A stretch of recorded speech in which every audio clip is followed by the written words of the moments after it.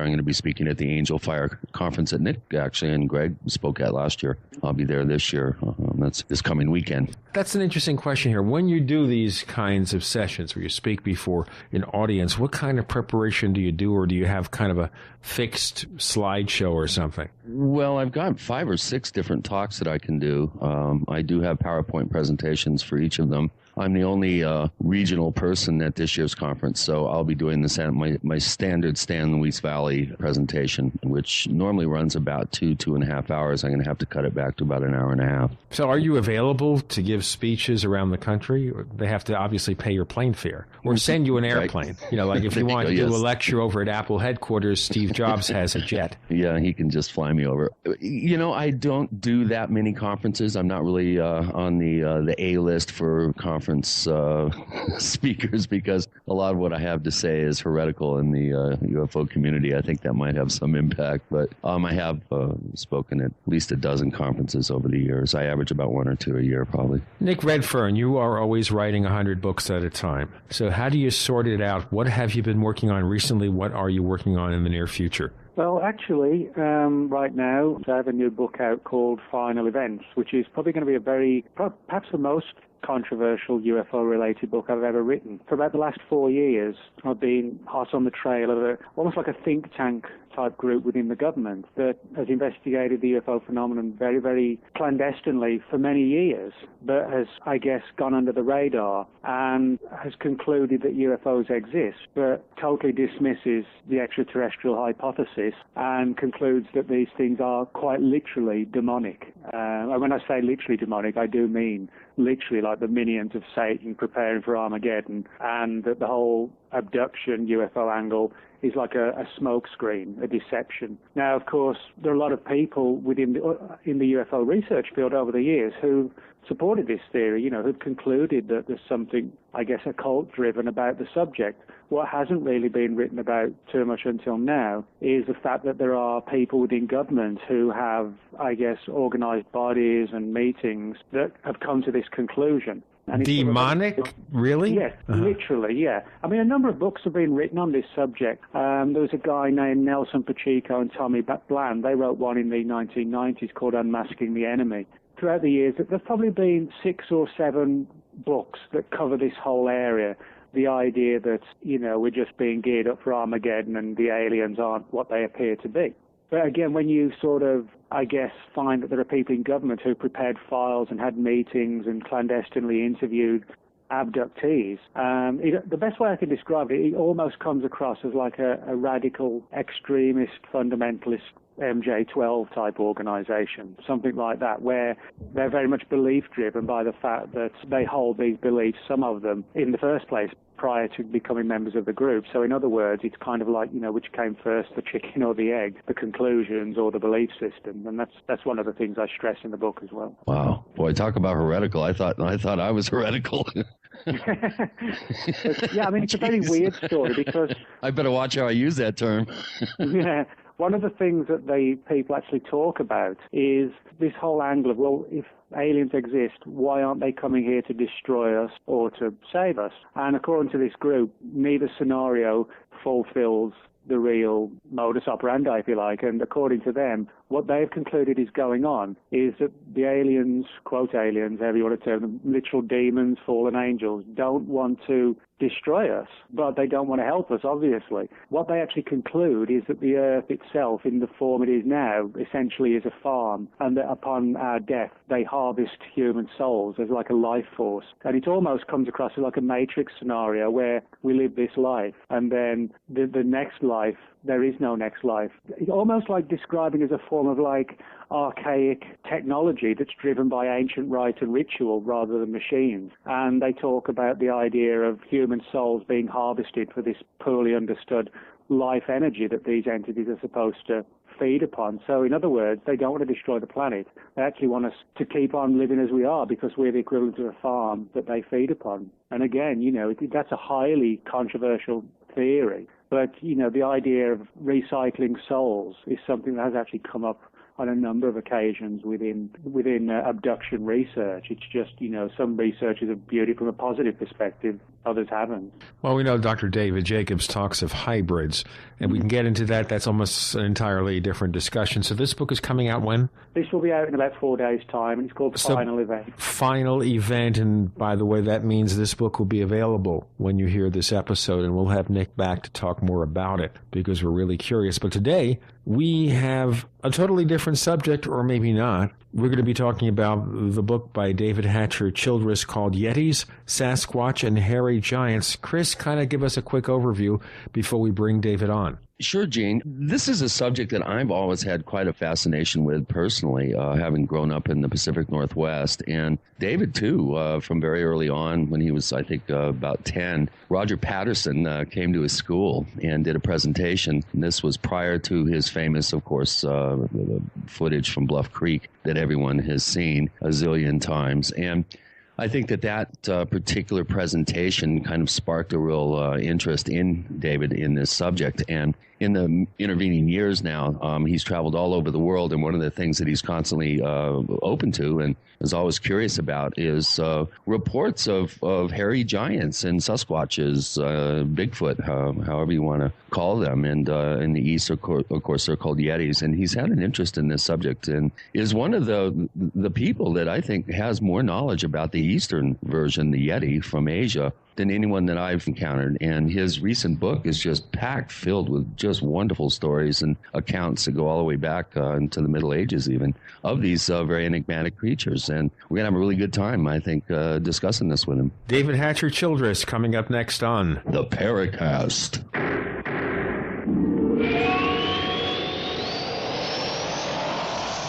As you know, the Paracast is brought to you by Audible.com, the Internet's leading provider of audiobooks. With more than 75,000 downloadable titles across all types of literature and featuring audio versions of many New York Times bestsellers. For listeners of the Paracast, Audible.com is offering a free audiobook to give you a chance to try out their service. One book to consider, for example, is Above Top Secret, The Worldwide UFO Cover-Up by Timothy Good. Timothy Good, as you know, has been a guest on the Paracast. Yet another book worth considering from Audible.com is Lies and Deception, UFOs and the Secret Agenda, from Timothy Good once again, and also from our old friend Nick Pope. As you know, Nick Pope has also been on the Paracast. This is another book that you're definitely going to want to check out. For this book or another free audiobook of your choice, go to audiblepodcast.com/Paracast. That's audiblepodcast.com/Paracast.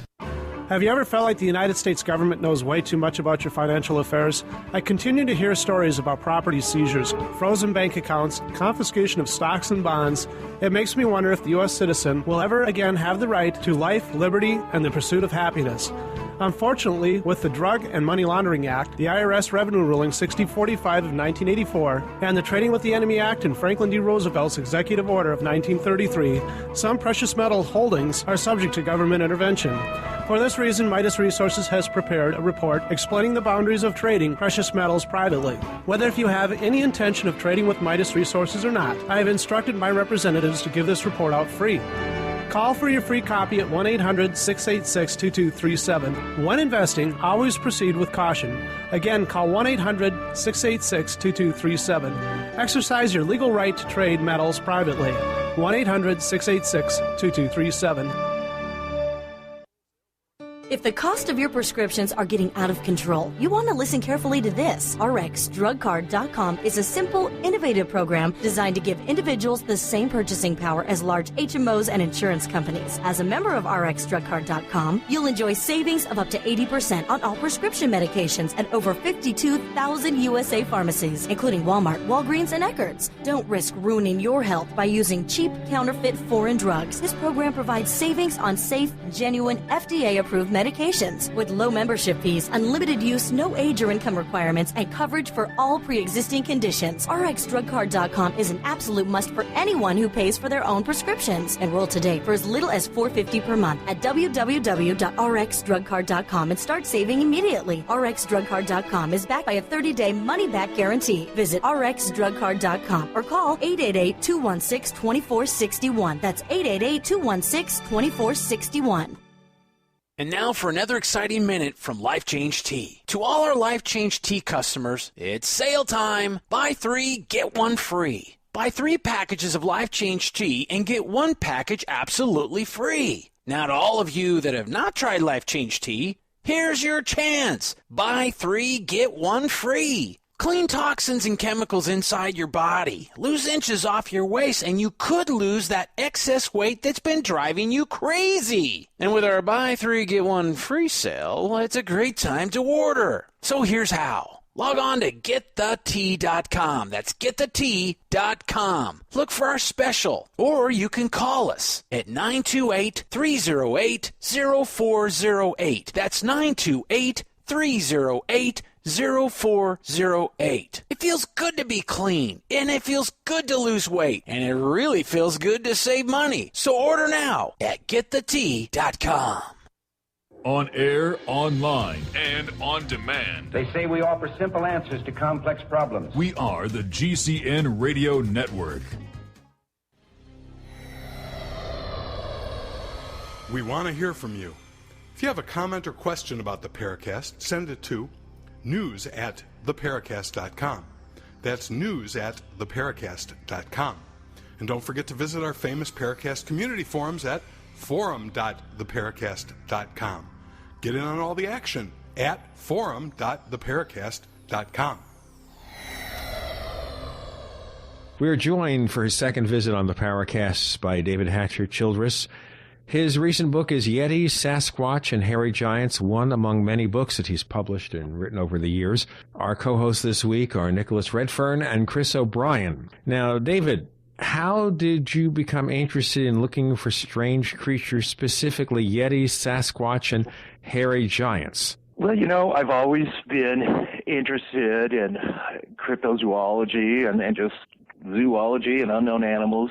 But when I was in high school, junior high school actually, in Durango, Colorado, Roger Patterson came to our high school, and it was 1967 or something, and gave a presentation. This was before he had taken, in fact, his famous Bluff Creek, California, Bigfoot footage. So he was really talking about stuff from his early book.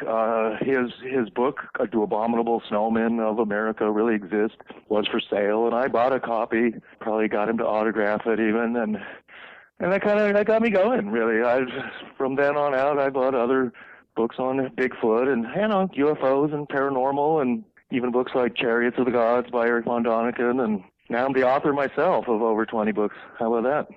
Now, with regard to strange creatures, how did you do your investigation? Did you look up written information? Did you go on the scene, on site to talk to people? How'd you do it? Well, most of my research is done through books and the internet and interviewing people. With regard to Yetis and to Bigfoot to a point, I've gone on certain expeditions and trips myself. I've been to Nepal a number of times, and on those trips I've gone into Yeti areas. I've talked to Sherpas and other people who've claimed to have seen Yetis or taken photographs of footprints and things like that. And as my book on Yeti, Sasquatch, and Hairy Giants, much of that book towards the end is about really lesser-known Bigfoot and skunk ape reports throughout the United States, including Illinois and Arkansas, Florida, all over the eastern parts of the U.S.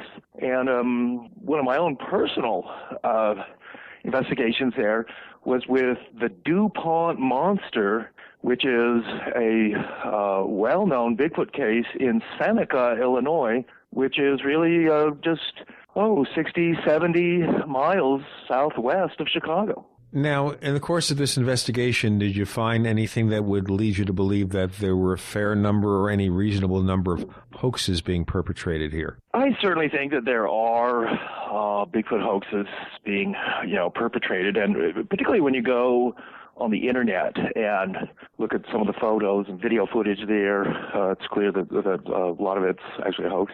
And it's finding, the truth that's out there, shall we say. It's not my opinion, though, that, people who report Bigfoot encounters, skunk ape encounters, or or Yeti encounters for that matter, are fakers or people who are making up stories for their own, just, for themselves or something. Most Bigfoot stories that I've come across seem to be genuine, and mainly because the people have no real reason to be deceptive. I've found really that people are reluctant to tell their stories about Bigfoot, largely because they think that their friends and others won't believe them. And it makes them look stupid and kind of foolish, kind of dumb. Oh, you saw Bigfoot, or this or that happened. And so in my mind, the people who actually come out and say, yeah, this is what I saw, I mean, they're bucking the trend. And actually, they're being brave by saying, yeah, I know what I saw, and this is what happened to me. Now, let's look at the background of the legends of strange creatures. Now, at the beginning of the book, you're talking about the giants in the Bible and elsewhere. So before we see if there's any connection, what were these giants all about? Those stories of giants and wild men of yore, Bigfoot, of course, it's often said to be 8, 9, 10, 12 feet tall, making them, of course, literal giants. We get many stories of giants, like in the Bible, the famous story of David and Goliath, of course, the sons of God, Anakim and Nephilim and things like that. They were apparently 10, 12 feet tall. Stories of giants have always fascinated me, and it's my belief that people were taller in ancient times, and we've been getting shorter over the years. But my research there with the giants was really to bring out the early stories of wild men. And they're often giants too, and that these guys who are living on the edge of civilization, they're humans, but they're not completely human. Cavemen, as you might say, Neanderthals, perhaps. In some cases, they're just perhaps crazy people who've been outcast from society and now live deep in the woods without clothing, sort of the village idiot kind of a thing. And, I mean, this is a real phenomenon. We, particularly in Europe, in the Middle Ages, stories of wild men were very common, and the idea that some of these guys were, of course, unusually tall, like Bigfoot. And the big question there with wild men and hairy giants, in a sense, is whether they're really humans or whether they're these ape men, which is kind of what Sasquatch and Yetis appear to be. They're humans in a sense, but very hairy. They're stronger than us. In my book, I'm probably getting a little bit ahead of myself here, but yeah, there's even stories of Sasquatch and Yetis mating with humans, both with males and female humans, mating with male and female Yetis and Bigfoot. We heard about in the Bible about giants mating with human women, quote unquote, but wouldn't it also be kind of unusual here about the fact that I got the impression that the giants of old were fairly advanced beings, but then we're talking about Neanderthals and other primitive beings. So isn't there some kind of contradiction or line of demarcation here? Well, sure, and that's a good point. Yeah, the supposed sons of God who were giants, yeah, they were then advanced beings rather than hairy ape men or something. And in fact, you could argue that these guys, spaceships and all kinds of advanced technology. And so those kind of giants and just other human giants. And I even at the end of that chapter, I run through even some of the modern giants and giantesses that we know about and have been measured. And part of my study with that was to look at people, total humans, who were just unusually tall, but were well proportioned. And I'll tell you what, we'll get into that in a moment, David. We have David Hatcher Childress. He's author of Yetis, Sasquatch, and Hairy Giants. The co-hosts this week, we have two of them, Nick Redfern, Chris O'Brien. I'm Gene Steinberg. You're in the Paracast.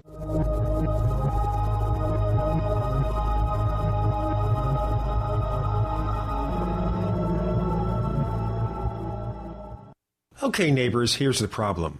Face-to-face business meetings with clients and colleagues are always going to be important. But business travel is a hassle, and it's often a complete waste of money. Well, here's a solution for you. Do more, travel less with GoToMeeting. GoToMeeting is an award-winning online meeting service brought to you by Citrix. With just a click, host sales presentations, training sessions, or product demos right from your own desk.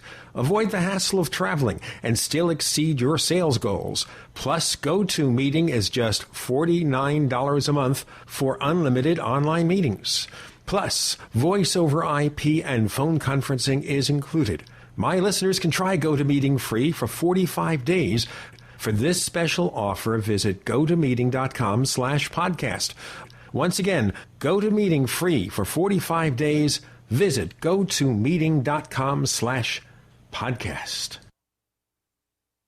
Where have all the military surplus stores gone? Don't worry, you don't need one, because everything you need at Military Surplus is at MaineMilitary.com. That's M-A-I-N-E Military.com, one of the last surviving true military surplus stores in the country. Go online now to MaineMilitary.com and discover a source for hard-to-find surplus items at true surplus prices. Surplus gun cleaning kits as low as $2.99. Complete chemical suits as low as $11.99. See our huge selection of gas masks, filters, and accessories. Finish at M10 gas masks are 3 for $30, and Swiss filters are 3 for $12. Searching for Strike Anywhere matches? MaineMilitary.com has them, plus a whole new product line of survival and first aid kits and lots more. Get free shipping on orders over $50 only at MaineMilitary.com. That's M-A-I-N-E Military.com, or call 877-608-0179, 877-608-0179. MaineMilitary.com, the main name in military supply. If you've taken the drug Reglan, this message is for you. If you or a family member has taken the drug Reglan and have been diagnosed with tardive dyskinesia, call the Goldwater Law Firm right now. I'm attorney Bob Goldwater. If you or a loved one has taken Reglan and now have tardive dyskinesia, call us right now. You may be entitled to financial compensation. If you've taken the drug Reglan and have been diagnosed with tardive dyskinesia, call 1-800-272-2300. That's 1-800-272-2300. 1-800-272-2300. This is an attorney advertisement. The Goldwater Law Firm is located at 15849 North 71st Street in Scottsdale, Arizona. We are licensed to practice law only in Arizona, but we associate with other attorneys throughout the country. While we maintain joint responsibility, cases of this type are referred to other attorneys for principal responsibility. Free background information is available upon request. Prior results do not guarantee a similar outcome. Not available in all states. That's 1-800-272-2300.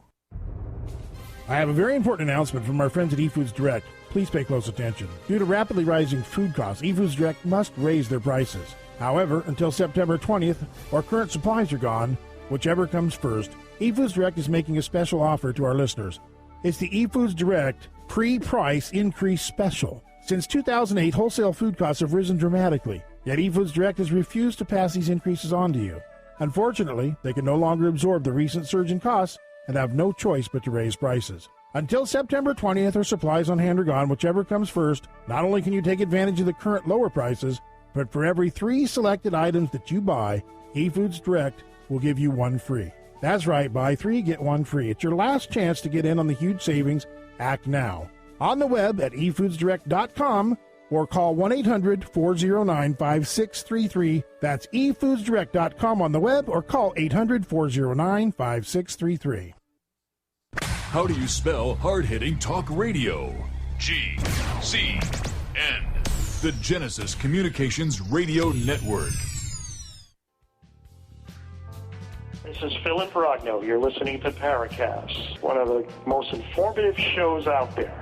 So listen closely. We return with David Hatcher Childress, author of 20 books, including Yetis, Sasquatch, and Hairy Giants, one of his most recent titles. We're talking about the strange, large creatures of old and maybe to the present day. Our co-hosts this week are Chris O'Brien and Nick Redfern.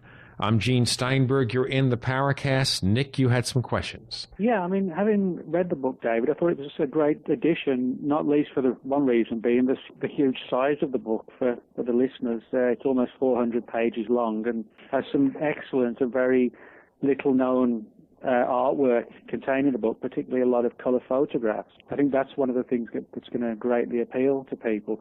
But one of the things that's kind of come up when Gene was talking, was this, I won't say contradiction, but the angle that some of these creatures in history, come across as very intelligent and advanced, others less so. And I was wondering, from your perspective and the research you've done, do you feel that creatures like Bigfoot, the Yeti, etc., need to be classed separately until we understand what they are, rather than all being offshoots of the same creature, if you like? In other words, do you think we could be actually looking at several different types of mystery ape? Yes, sure. No, I very much agree with that. And even Yetis, there are 3 or 4 different types of Yetis, different colors, different sizes. There's a smaller one that's only 4 or 5 feet tall. I mean, they're actually a little bit smaller than a human. I think that the ones like the orang penek in Sumatra and parts of Malaysia, this is also probably also a slightly different species, more akin to an orangutan. Particularly with, say, Bigfoot in North America, the most famous stories are really from the Pacific Northwest, and the Bigfoot there is really probably the largest of all of these creatures, it seems. And these guys are genuinely huge and giants by that kind of reckoning, where you could easily encounter some being that's 9, 10 feet tall. When you look at more the skunk apes of the southern states and in the swamps, they're clearly smaller animals and more about the size of a human.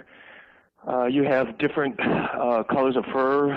Reddish brown is often, the most common color that they're said to be, but they can be very dark, even grayish. And then you have the stories, which I find particularly fascinating, of these white-haired Bigfoots that are commonly seen. And they appear to be some kind of elderly, cast-out Bigfoot who's been kind of like lions do this, where the younger lions force the old lions out of the pride, and they have to become like a rogue lion hunting for themselves.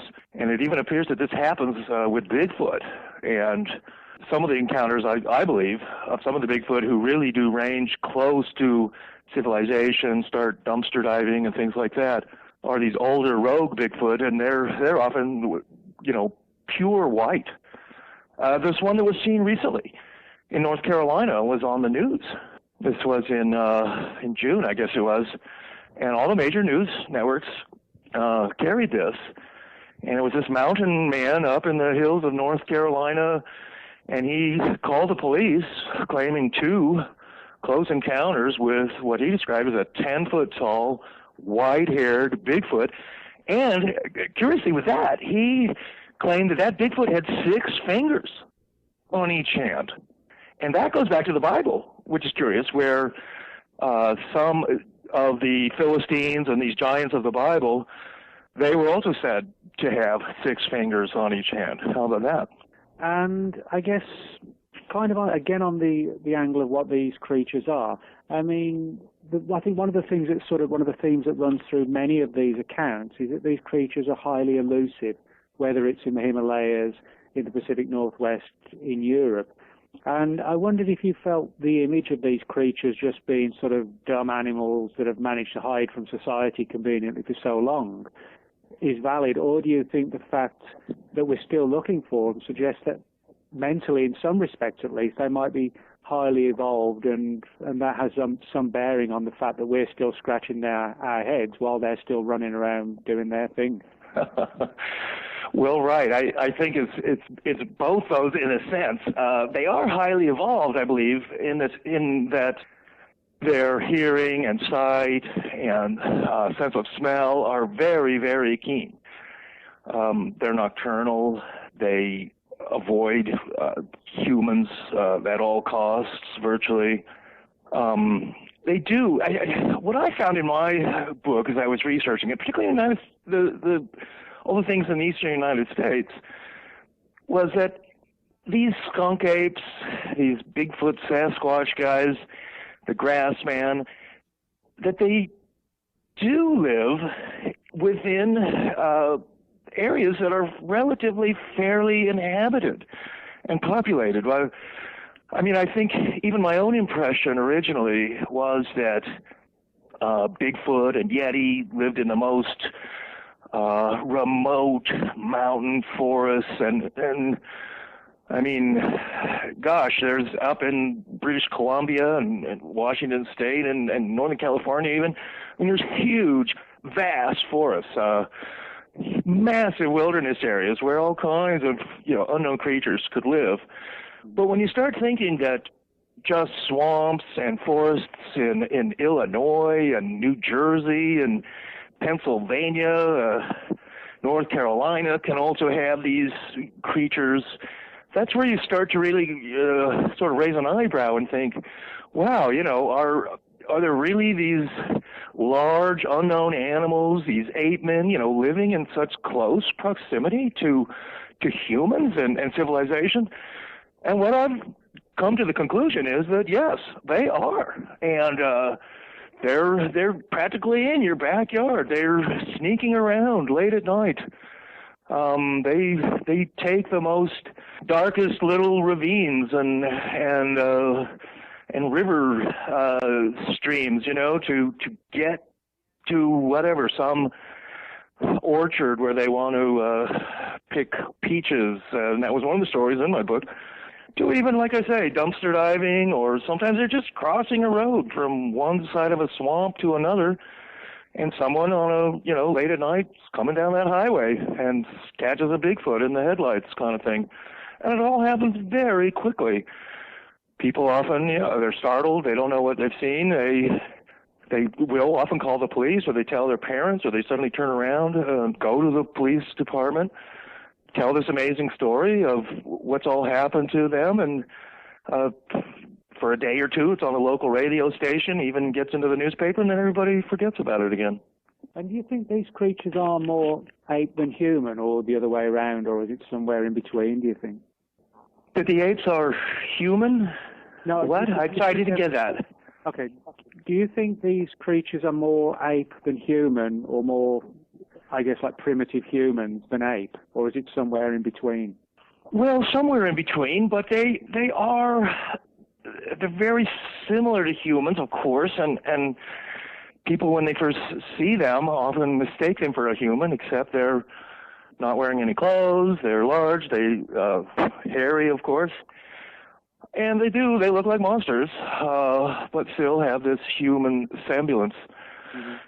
When you look at the genetics of apes, and I'm not some expert on apes, really, but I've certainly looked into it a little bit in my research, but orangutans are one chromosome away from being a human. And that one chromosome is significant, but orangutans and humans, in theory, could mate and create some sort of half-breed human orangutan. I'll tell you what, we'll have to get into the interbreeding and all the other possibilities in our next section. We have David Hatcher Childress. We're talking about his most recent book, Yetis, Sasquatch, and Hairy Giants. We have two co-hosts for the price of one, Nicholas Redfern and Chris O'Brien. I'm Gene Steinberg. You're in the Paracast.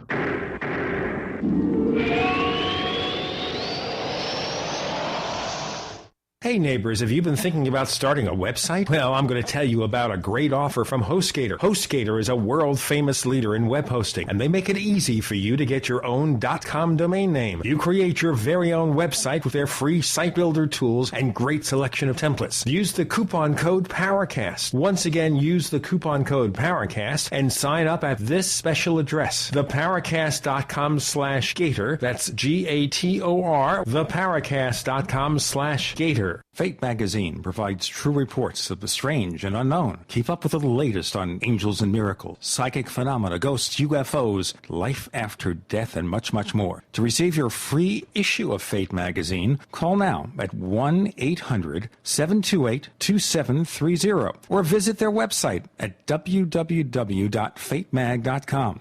That's 1-800-728-2730. 2730. What are you waiting for? Your fate awaits. Question. What would you rather drink? Acidic water, which burns holes in your body and causes loss of bone mass? Or alkaline water, which promotes high energy and vibrant health? The answer is clear. And if you're drinking acidic water, you're helping cancer cells and bacteria to grow out of control. AlkaVision Plasma pH Drops combine a unique formula of the most alkaline minerals. Using Plasma pH Drops is the best way to alkalize your water and help you get rid of acid and regain your health and energy. Simply put 10 drops in the water you drink to raise the pH to a healthy alkaline level. Most experts agree that the water you drink should be at a pH level of 8 or higher. Disease organisms like bacteria, viruses, or cancer cannot survive in an alkaline high pH environment. Order your bottle of AlkaVision Plasma pH Drops now by going directly to alkavision.com. That's ALKA Vision.com. Or by calling 269-409-1776. Again, 269-409-1776. If you owe the IRS money you can't pay, then listen carefully, because you already know that the problem won't go away by itself. You can get help today from the leading tax expert in the country, Dan Pilla. Hi, I'm Dan Pilla. The IRS isn't going to just forget about you. Right now, the IRS is hiring thousands of tax collectors to go after delinquent accounts just like yours. That's why you need to take action today, and I can help. I take a simple but proven approach to solving your tax debt problem. First, I stabilize collections so you don't have to worry about wage and bank levies. Next, I build a detailed plan to get your debt reduced to the fullest extent possible, sometimes even eliminated. Finally, I work with you every step of the way to get your problem solved once and for all. So call now for a free consultation. Call 1-800-346-6829. Dan Pilla will solve your tax problem, guaranteed. He's helped thousands of people, and he can help you too. Call us today at 800-346-6829. That's 800-34-NO-TAX. This is Alex Jones with 5 good reasons you should consider buying a solar power generator. Number 1, new climate legislation could easily double or triple your electric bill. Number 2, our new energy czar wants to control how much power your electric company allows you to have. It's true. Total government control of electricity in the name of smart grid technology is coming. Number 3, in some areas of the country, the power grid is dangerously overloaded. And now new socialist legislation is only compounding the problem. Number 4, dangerous weather is always a threat to local grids. Every year, thousands of families lose their power from weather-related outages. Number 5, a solar power generator provides powerful backup insurance and peace of mind. Folks, I really believe in the solar power generators offered by Solutions from Science, one of my oldest sponsors. You can get more information at www.mysolarbackup.com. That's mysolarbackup.com. Remember, the government doesn't own the sun, so go to mysolarbackup.com or call 1-877-327-0365. Tired of searching for great talk radio? Search no more. I just want to hear more of it. We are the GCN Radio Network. Genesis. You're in the Paracast. You never know what's going to happen next.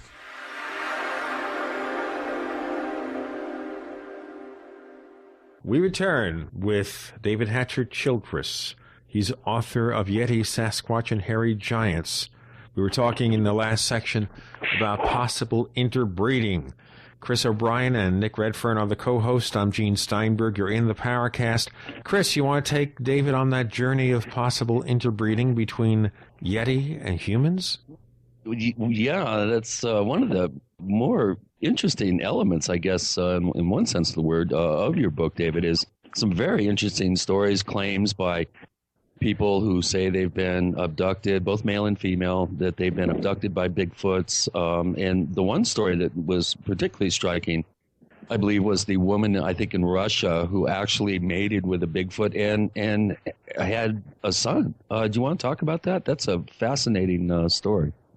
Well, right, and that was in Dagestan, and in Mongolia, Central Asia, the Russian Republic areas, typically the Yetis there are known as an almas, A-L-M-A-S, or some derivative of that. And it was, there was, during World War II, when all kinds of unusual things were going on, they realized that there was this family that was living in Dagestan, and they had captured a woman, a female Bigfoot, I should say, an almas, and it was kept in this village as a captive, but they somehow managed to tame this female Bigfoot, and it actually married somebody. Zana was the name they gave her. She was unable to speak, but she did have several sons. And in the 1950s, the Soviets actually did some studies with them, and there's a photograph in my book of a guy named Quit from 1954, and he's apparently some kind of half-human, half-almas Bigfoot character, and, he was just a normal villager in this little town. I don't think he went out and became a rocket scientist or a doctor or anything like that. But there's other stories like that too. I've got photos in the book of a very strange woman in Brazil who also looks like a part human, part ape woman. And whatever happened to her, we don't really know. In Nepal, there's a very famous story which happened in the 1920s of a Sherpa gal named Noma Dingma, and she was in a remote yak pasture watching her yaks when she was allegedly abducted by a Yeti. And you have this whole story of a Yeti Lonely Hearts Club kind of a thing, where this lonely Yeti finds what is really, in a sense, sort of a lonely Sherpa girl, although she's not a willing captive of this Yeti. But he takes her up to a cave up in the mountains. And in Nepal, too, is what particularly with Nepal and Sikkim and Bhutan and other areas of the Himalayas and kind of eastern Tibet, you have these steep mountains and icy passes and whatnot, but you have deep ravines and river areas like the Aran Valley. And there's literally just within several thousand feet and within a few miles, this tremendous eco-range of deep forest and even literally jungle, where then also snow-capped peaks and icy passes and things like that. So with her, she was then taken, rather than go up higher in the mountains to some icy snow cave, they're taken down into these river valleys that are deep, and they're heavily forested. And then there's caves there. She claimed, for years she lived with this Yeti. He would turn over, this is what she claimed, giant rocks in the streams and things. And under those rocks there would be all these little frogs and fishes, and he would gather them up and they would eat them. They lived this hunter-gathering existence. They slept in this cave. She described it too as, she was really an unwilling wife of this Yeti. But over time, on cold nights and things like that, yes, they began having sex. And she ultimately had a child by this Yeti.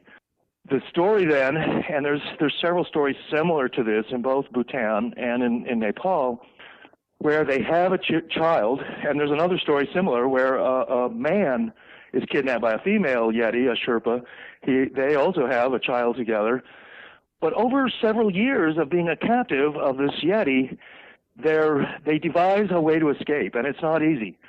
But somehow they're able, when there's a chance, to run, get across a big ravine or a stream, kick off a log or something that gives them access, and somehow escape back to their village, which isn't really that far, but still in those steep, remote mountains, can be a several-day hike over a mountain pass. Well, what happens in each of these stories is the Yeti husband or wife, in this case, comes back to the village or shows this half-baby, half-Yeti, half-human, half-Yeti baby, but then it tears that baby up and kills it right in front of the father or the mother that's a human, ripping its arms and legs off, just tearing it into pieces, and then leaving. In some cases, too, the villagers hunted down one of these Yetis and killed it because it was coming every night to this village where it was, knew that its kidnapped ex-wife was living. That woman, Noma Dingma, who was very famous in Nepal, her life was shattered by being kidnapped by a Yeti, basically. And she entered a Buddhist monastery and lived the last of her life as a Buddhist nun. There's also a famous story, too, about in Canada of a guy, a Canadian, back in the 1920s, and he was kidnapped as well by a family of Yetis and held captive only for a few days.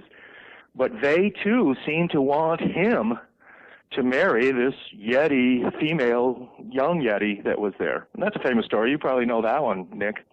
Yeah, there's a lot of stories like this, where you get human interaction with these creatures. And that's one of the things that fascinates me, is that it makes me, suspect at least, that there's a connection between us and them. You don't necessarily see Bigfoot having, a fascination with, wolves or bears or whatever, but they seem to be fascinated with people, which somehow suggests that, on some level, at least in my mind, that there's, I guess, like a physical connection or a species connection somehow.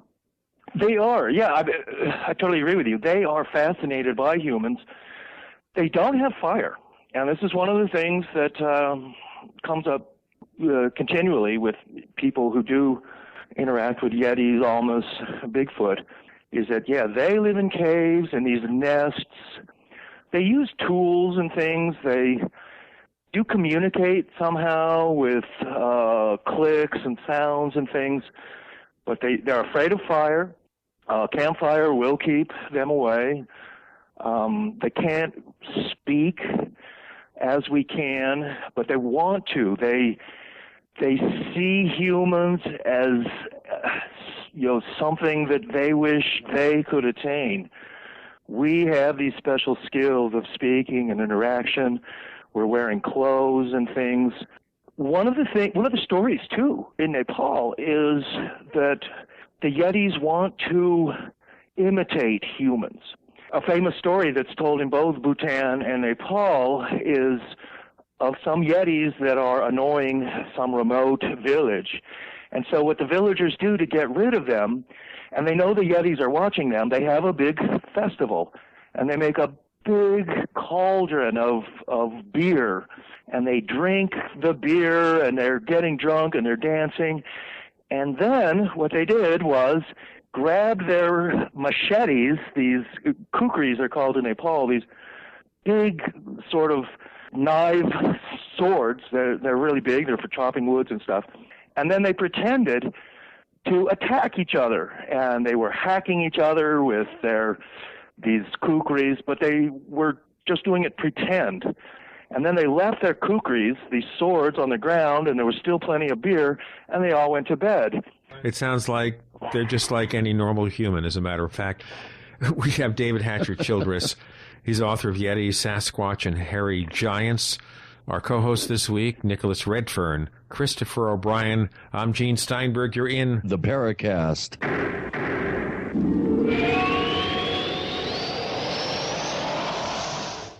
Hi, this is Ted Anderson. If you own an Apple iPhone and love to listen to your favorite programs on GCN, I've got good news for you. I'm proud to announce that GCN has a brand new iPhone app available for our dedicated listeners at GCNlive.com. Listen to your favorite hard-hitting GCN programs live or on demand right on your iPhone. And the best part? The GCN iPhone app can be yours absolutely free. Download the iPhone app today by clicking on the banner at GCNlive.com. Again, that's GCNlive.com. Hi, this This is Ted Anderson. Have you ever wondered why banks, stockbrokers, investment advisors won't talk about gold IRAs? They've been available since 1986, yet the financial industry won't recognize the value of gold for your retirement. Gold has outperformed paper investments, yet no word about IRAs. If you would like to have gold for your retirement, call 800-686-2237. Don't get left behind by rising inflation and low returns. Call 800-686-2237. Secure your future and call 1-800-686-2237.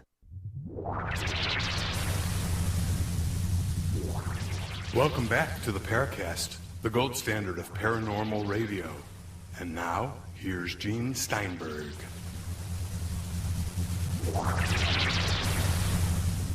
We return for more time with David Hatcher Childress, the author of Yetis, Sasquatch, and Hairy Giants. Chris O'Brien and Nick Redfern are the co-hosts. I'm Gene Steinberg. You're in the Paracast. Now, call me dumb about all this stuff, David, and lots of people call me that. All right, I'm not understanding the separation here or the connection between the giants of old in biblical times that were highly advanced people and the Sasquatch, Yetis, whatever you're talking about here, that seem to be very primitive, barely in the caveman stage. So educate me once again. Well, the first part of the book, the very first chapter, is about giants, and then I go on to wild hairy men. But because Yetis and Sasquatch are often very tall, yeah, in my mind, they fit into the category of giants. Not all Bigfoot are giants or Yetis, as some skunk apes particularly. They can only be, sometimes they're only 5 feet tall or so. But so, yeah, my early chapter was a discussion and exploration of giants. And, you know, as I talk about it in there, many giants of yore are humans. They're not Yetis. They're not Bigfoot. They're human beings who are unusually tall. Apparently they did have 6 fingers on each hand. But yeah, they're humans with, they talk, they carry swords, they wear clothes, they can deal with fire, they can be very smart. There's nothing really that holds them back as some animal or something. Continue, and then I want to ask you a question. Go ahead. Okay, but then there's other giants, and they apparently appear to not really be fully human. They're some kind of ape men, and they're giants too. And apparently some of them also have 6 fingers on each hand. So you have to wonder a little bit if some of the giants, say like Goliath or somebody, or some of these guys who allegedly had 6, fingers or 6 toes, whether they were perhaps part human and part Sasquatch or something like that, or rather, I think in many cases, human beings, particularly in the ancient time, everything was bigger back then. And human beings 10, 20,000 years ago were taller than us. They were bigger, but they were humans. They weren't Bigfoot. They weren't ape men. They're human beings. Okay, so therefore, would that mean that they were the normal-sized people and we are the little people? Maybe somewhere along the line, the race, for whatever reason, interbreeding, whatever, they developed a species that was much smaller and didn't live as long. Maybe that's another issue, too. These giants supposedly lived hundreds of years, and look what we have, 20 and then some? Yes, right. And that is one of the stories that these ancient giants, like the biblical ones, yeah, they lived hundreds of years. Adam, too. Sometimes they're said to be, gigantically huge and tall, 40 feet, 50 feet tall or something. There's Adam's Peak with Adam's footprint in Sri Lanka, and it's a giant footprint of a person who would be, 30 feet tall or something. I've been there and seen it. And if you are a pilgrim and you go there, and Muslims and Buddhists and Hindus and Christians all go to that mountain to see this footprint, and they, in many cases, actually believe it's a footprint of some 40-foot tall, super ancestor of mankind. I'm personally not so sure about that myself. It's probably more just some bizarre natural formation that looks like a footprint, and I've seen it. But yes, I think that that in ancient times, particularly, as I said, before the last ice age, everything was bigger. There were giant insects. There were woolly mammoths running around. Bears were bigger. Saber-toothed cats and lions, they were all bigger. Cattle were bigger, and bison. And just in general, everything was much bigger. But then in the last cataclysmic change, which was really the end of the last ice age, was mass extinctions. Many of the giant animals were destroyed. Everything got a little bit smaller, and including humans. And so here we are today. Really, humans have been getting shorter throughout history, and the main reason for that is warfare. War is mankind's favorite sport. In ancient times, it's what they did for fun. And it was much like a football team. You put the big guys up front, and they all get killed. So wars basically make people shorter because the tall guys all go to war, and they all get killed. We kill the best and the brightest, and we bring back the people who maybe aren't quite as smart and aren't quite as tall and don't live quite as long. We leave them behind. Well, it would be like that. In the last 100 years or so, largely because of better nutrition, people have been getting taller. But I think that's just in the most recent time, and it's because of warfare is not so much the big guys up front anymore. It's more technologically done, and people do have better health care, nutrition, and whatnot, and so people are now getting a little bit taller. But people really, in my mind, were much taller in ancient times. Now, another thing along that is that it seems that people in ancient times, too, interacted more with these ape men. That Sasquatch, Yetis, Almas, the skunk apes and whatnot, even though I think for those, and they're animals who want to stay clear of humans largely, but it may be that in those ancient times there was more interaction, less fear, and perhaps even, bizarrely, also some kind of intermarriage there.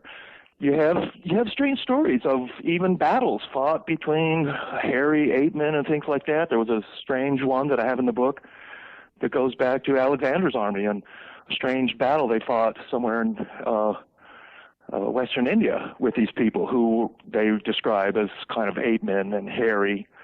Although these guys also did have arrows and some weapons and things.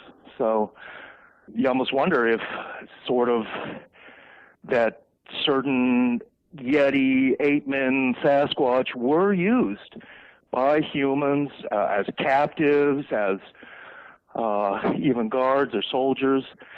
There's a famous story in India of Hanuman, who is Rama's buddy, and he's this ape man. But he does all kinds of, he's a hero, does all kinds of things for Rama, helps Rama get his captured wife back.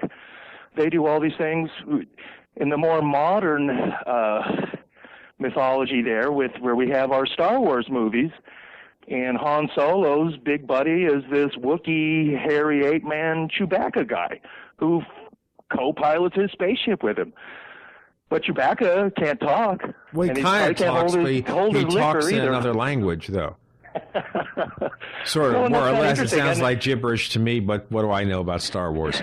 And, after a few drinks in the space bar, he might find, some of the women there looking pretty good. I don't know.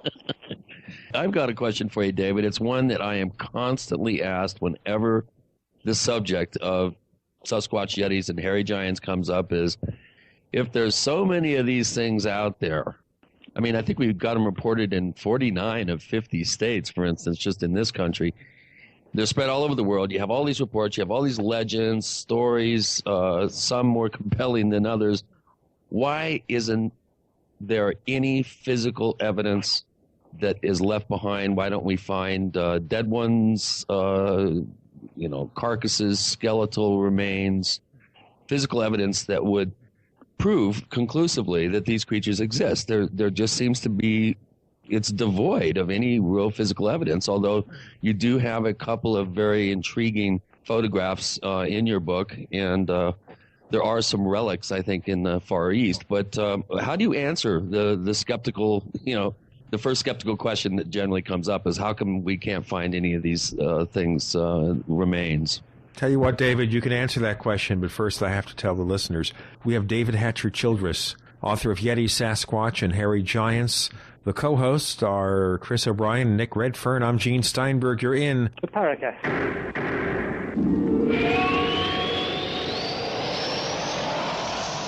Are you ready to order the official Paracast t-shirt? You asked, we answered. We're now taking orders for the official Paracast t-shirt. It comes in white, 100% cotton. The front of it features the same logo that we have on our community forums. On the back it says, separating signal from noise. To order the official Paracast t-shirt, here's all you have to do. Visit our new online store at store.theparacast.com. One more time, that's store.theparacast.com. You can use a major credit card to place your order for the official Paracast t-shirt. Hey neighbors, we have one more thing to talk about, and that's more merchandise at the official Paracast store. We have hats, we have jackets, we even have a flip video camcorder customized with the Paracast logo at the official Paracast store. It's all now available at the official Paracast store, store.theparacast.com. Have you ever felt like the United States government knows way too much about your financial affairs? I continue to hear stories about property seizures, frozen bank accounts, confiscation of stocks and bonds. It makes me wonder if the U.S. citizen will ever again have the right to life, liberty, and the pursuit of happiness. Unfortunately, with the Drug and Money Laundering Act, the IRS Revenue Ruling 6045 of 1984, and the Trading with the Enemy Act and Franklin D. Roosevelt's Executive Order of 1933, some precious metal holdings are subject to government intervention. For this reason, Midas Resources has prepared a report explaining the boundaries of trading precious metals privately. Whether if you have any intention of trading with Midas Resources or not, I have instructed my representatives to give this report out free. Call for your free copy at 1-800-686-2237. When investing, always proceed with caution. Again, call 1-800-686-2237. Exercise your legal right to trade metals privately. 1-800-686-2237. Before you throw away your used batteries, you need to listen to this. Now, going green can save money. Go green and save money by giving life to your used batteries by charging them with the Renaissance Charger. The Renaissance Charger uses a new revolutionary battery charging technology that effectively extends the life of new batteries and gives new life to used batteries. Invented by legendary audio genius John Bedini, this unique and patented charging system rejuvenates the electrochemical plate structure in the battery without additives, increasing capacity and maintaining cell integrity. Renaissance Charge offers a full line of products made in the USA for all types and sizes of batteries. Find out why our customers tell us the Renaissance Charger is the only battery charger they will ever use. Save your money, save the environment. Visit us online at r-charge.com. That's r-charge.com, or call us at 208-772-4514. That's 208-772-4514. Be a part of the revolution today.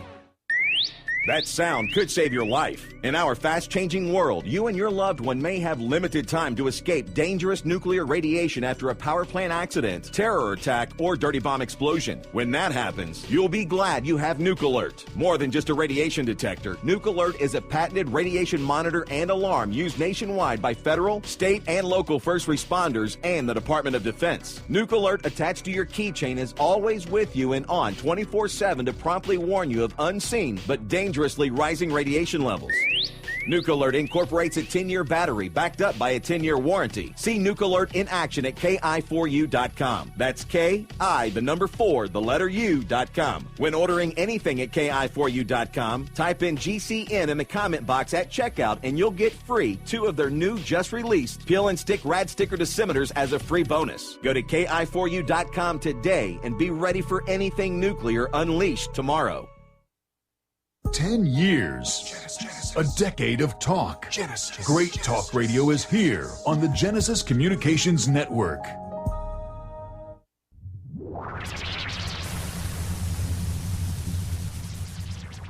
We want to hear from you. If you have a comment or question about the Paracast, send it to news@theparacast.com. That's news@theparacast.com. And if you want to catch up on past episodes, we have hundreds of shows for you to download direct from theparacast.com. That's theparacast.com. Or check us out on iTunes. We have David Hatcher Childress joining us on the Paracast this week. He's author of Yetis, Sasquatch, and Hairy Giants, and we're looking at all of them, or maybe they're all the same thing. We're talking with our co-hosts Chris O'Brien and Nick Redfern. I'm Gene Steinberg, and on the Paracast, Chris was asking about evidence. And then we broke for a quick station break, and some people think they're not quick enough and they should be quicker. We do our best. David, what's your response? Where's the evidence? And, that's a really good question. I think one of the most common one, it's why aren't hikers up in, Washington State or something hiking down the trail and finding a dead Bigfoot, lying there? And then they'd whip out their cell phones, take a lot of good pictures, call the rangers, chopper it out, and be at the Smithsonian or something.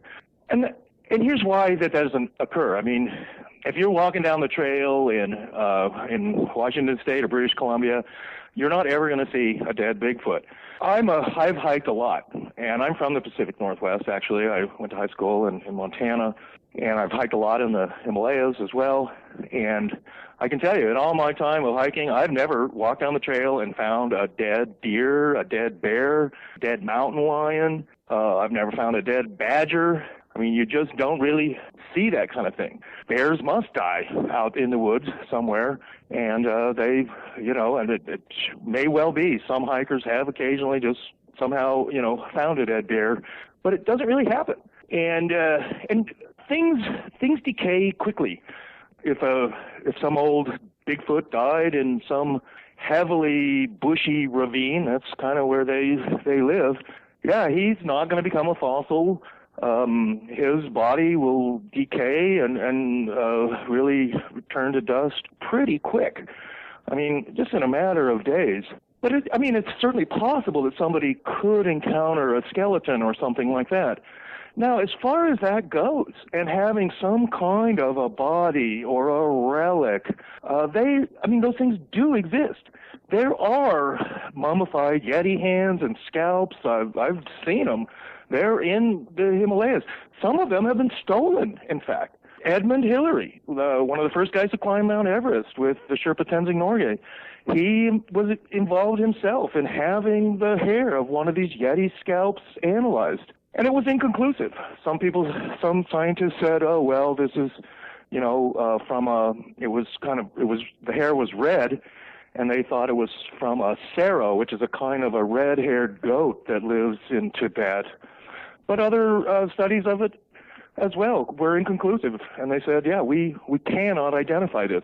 That's one of the most important things that's been going on in Sumatra and Malaysia, also in Bhutan at this point, where British teams, particularly for some reason the British are keen on this, and the British have always, like you, Nick, they're into mystery animals and the unexplained, so they want proof. And trying to get hair samples and blood samples from these things is key, and that's exactly what they're doing. The kind of traps that I'm aware of that people use, who are basically these monster hunters trying to get hair of Bigfoot and some blood, is to set up a chicken, and you put nails and with wood and something that they want to grab.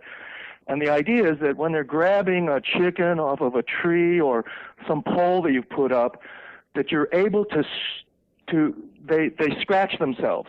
And what happens is they leave some hair and blood on these nails and spikes that you put there, and that's what you can use.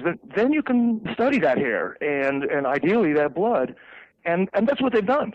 And they've basically found hair samples that they can't identify from any known animal, and that would basically be evidence of a sort that, yes, there is an unknown animal out there. He is some kind of ape man. He's got red hair. He's 8 feet tall, he's this, he's that, and so you're finding that evidence. Now, on top of all that, we have some of the really strange stories of actual bodies, including the Minnesota Iceman, that was exhibited for some years, Ivan T. Sanderson and Bernard Heuvelmans, the famous Belgian cryptozoologist. They both studied the Iceman for a couple of days up in Minnesota. He's encased in ice, but they both concluded that this Iceman was real, that it wasn't some wax dummy or some kind of Hollywood model frozen, that it was completely real, and that the hair on it, and even with the Iceman, he had a penis that they could look at, and other parts. He'd been shot through the head, and it wasn't until the FBI got involved in that case, and because he had been shot, and that was one of the things with the Minnesota Iceman, he had taken a bullet through one eye, and so his one eye was missing because a bullet had entered the head. So the FBI at one point wanted to investigate it to see if some murder had taken place in Minnesota or wherever the Minnesota Iceman was originally from. And that's when he disappeared. And at that point, the Minnesota Iceman vanished, and we don't know what happened to it. It's thought now that the Minnesota Iceman came from Southeast Asia and from even Vietnam. And there's a special park in Vietnam, the high mountains there along the Cambodian border, and it is known as a place for the Vietnamese Bigfoot or wild man, and they think it might have come from there. Now, I'm going to avoid the jokes, David, about the Iceman cometh and goeth, because I think people are going to say that's pathetic humor. Okay, so knowing this, that it's so hard to get this evidence, except for occasionally we have these fossil or these skeletal remains, where are they? Is there no place around the world where all this evidence is collected so scientists can look it over and see what's going on? Well, now that's another question here, and I didn't include this story in my book, actually, but as an archaeologist, and basically, most of my research is archaeological rather than cryptozoological, and in my archaeological research, I've finally come to the conclusion over time that there genuinely are archaeological cover-ups, and that things are suppressed, evidence comes out that would sort of change history in one way or another, and powers that be, for various reasons, decide to suppress evidence. I've come to the conclusion that with Bigfoot, there is something like that also going on, that even I've been told by other people who've been very close to Bigfoot areas and studied them over time, that local rangers and other wildlife officials have kind of, with a wink, acknowledged that these critters are out there, that they know about them. They're sort of quasi-protected in that sense. Rangers will sometimes tell people who they think are out there hunting for Bigfoot that they shouldn't be shooting at these, hairy man-apes that they might see. I'll tell you what, let's pick up on that in the next section, the cover-up about the information proof about Bigfoot. David Hatcher Childress joins us. The book is Yetis, Sasquatch, and Hairy Giants. Our co-host, Chris O'Brien, Nicholas Redfern. I'm Gene Steinberg. You're in Paracast.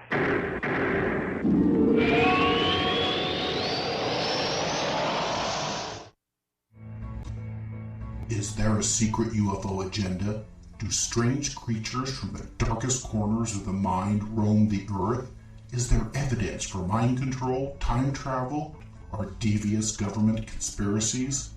Find out the inside scoop on the latest conspiracies, paranormal activity, and Fortean phenomena when you subscribe to Tim Beckley's Conspiracy Journal.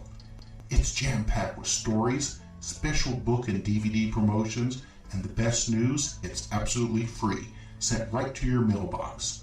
Plus, a bonus free email newsletter sent out every Friday. Simply send an email with your name and address to Mr. UFO at webtv.net. That's Mr. UFO at webtv.net. Find out what they don't want you to know.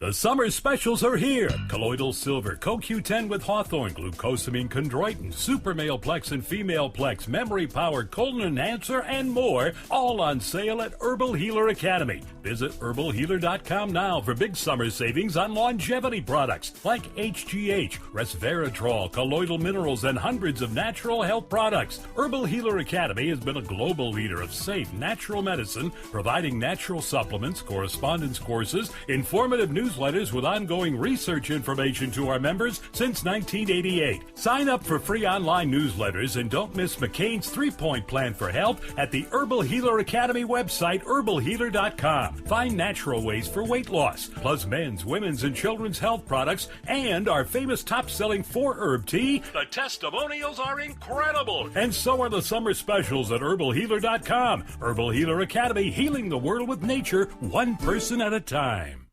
There are all sorts of things on the market designed to keep you safe when you're out and about. Whistles, mace, you name it. But for real peace of mind for parents, students, and children, you need an iSafe bag.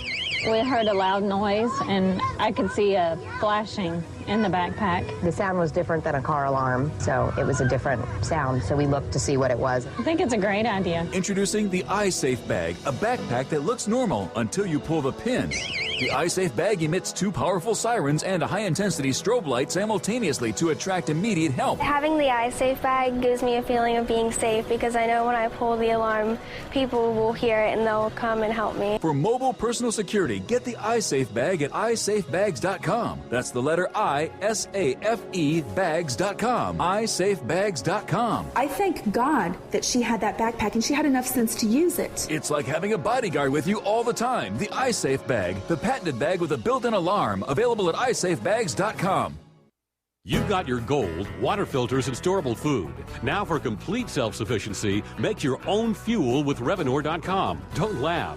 A quality still from Revenor.com and our free book included with every still is all you need to beat the high cost of gas and stop dependence on foreign oil. Find out how easy it is to legally make your own alcohol fuel at REVENOOR.com or call 503-662-4173. Revenor.com. Find quality alcohol stills. Did somebody say stills? That's how Grandpappy made his own sour mash, and you can too. Revenor stills can be used to make brandies, liquors, whiskey, vodka, and more. All perfectly legal with a permit. You should check into having your own Revenor still at Revenor.com. That's REVENOOR.com. Or call 503-662-4173. 1-year warranty on all stills from Revenor.com. Find quality alcohol stills. Tired of searching for great talk radio? There's a wide range of stuff on here. We are the GCN Radio Network. Genesis.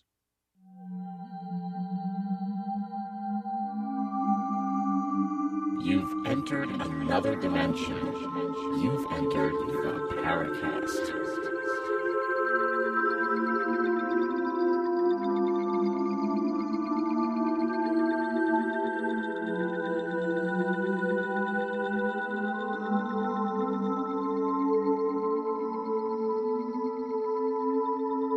David Hatcher Childress joining us this week, author of Yetis, Sasquatch, and Hairy Giants. I'm Gene Steinberg. You're in the Paracast. The co-hosts are Chris O'Brien and Nick Redfern. Before I turn it over to Nick, I'm going to ask you about that. Okay, so you're saying, David, this is an unofficial cover-up. Is there an official cover-up? Is there anything that we could basically... Well, right. I mean, I think it's both. There is an unofficial cover-up where the local rangers and stuff just don't want to get involved. It's a giant can of worms they don't want to open. They don't want people shooting Bigfoot, in their part of the forest, and actually tell them, not to do it. But here's a story that I thought was very interesting, and as I said, I did not include it in the book and came across it, fairly recently, but it was particularly fascinating to me. I was on the internet, and it was a forum talking about exactly this, evidence for Bigfoot, why there's not. And a guy was on the forum, basically gave this story, and that it was after Mount St. Helens blew up in Oregon in, was it 1982 or something? What happened there on one side of Mount St. Helens, and this is a very famous Bigfoot area, and a number of the most famous Bigfoot incidents happened around there. But when the mountain blew up, this giant wave of super hot, they call it pyroclastic flow of just gas and fire and lava, and it pours down the mountain as the blast from an explosion, and it totally destroys everything in its wake, and animals are fried to a crisp and instantly.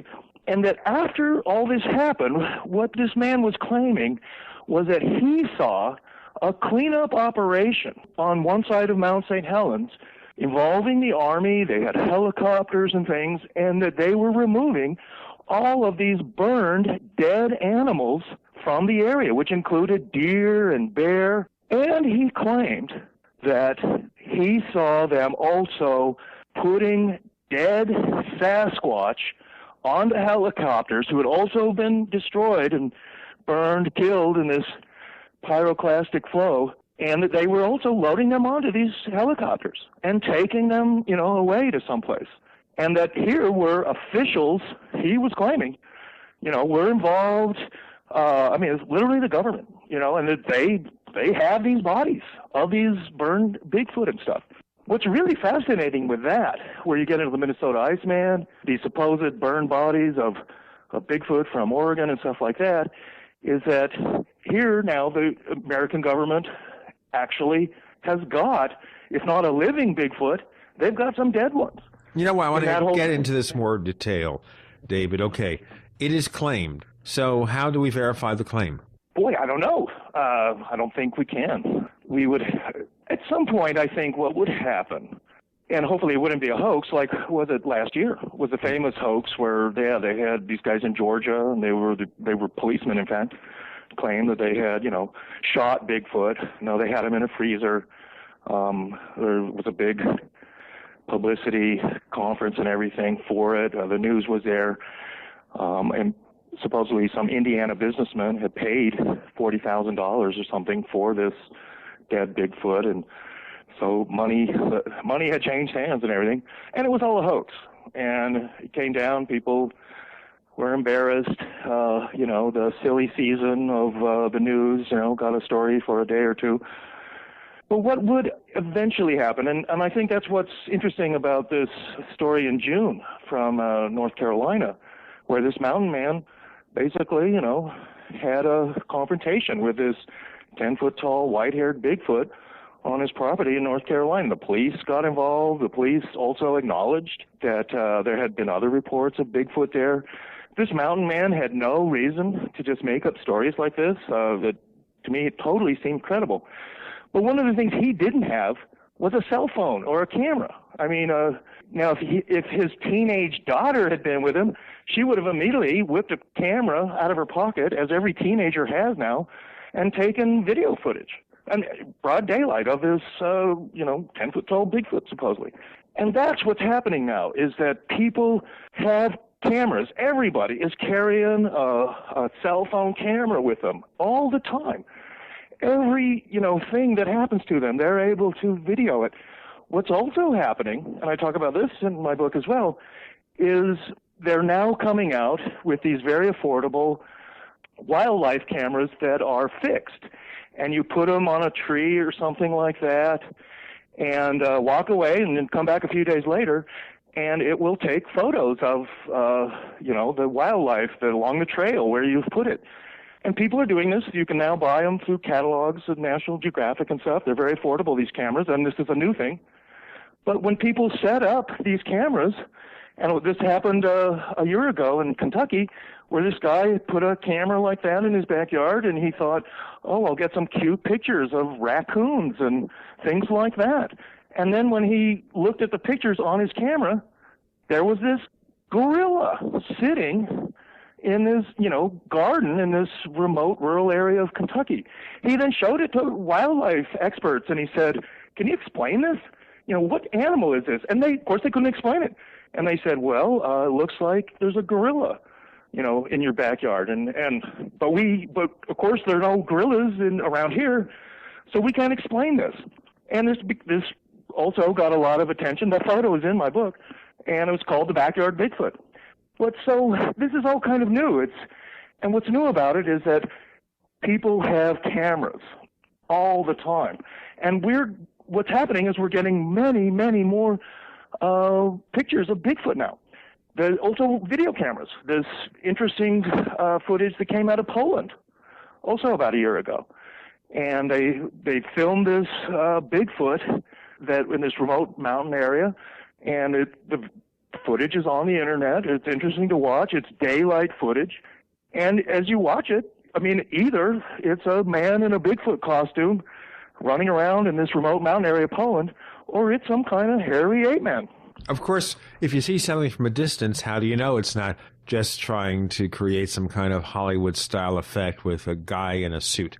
Well, right. And, I mean, this is what happens with a lot of the Bigfoot photos and video footage that's coming out now.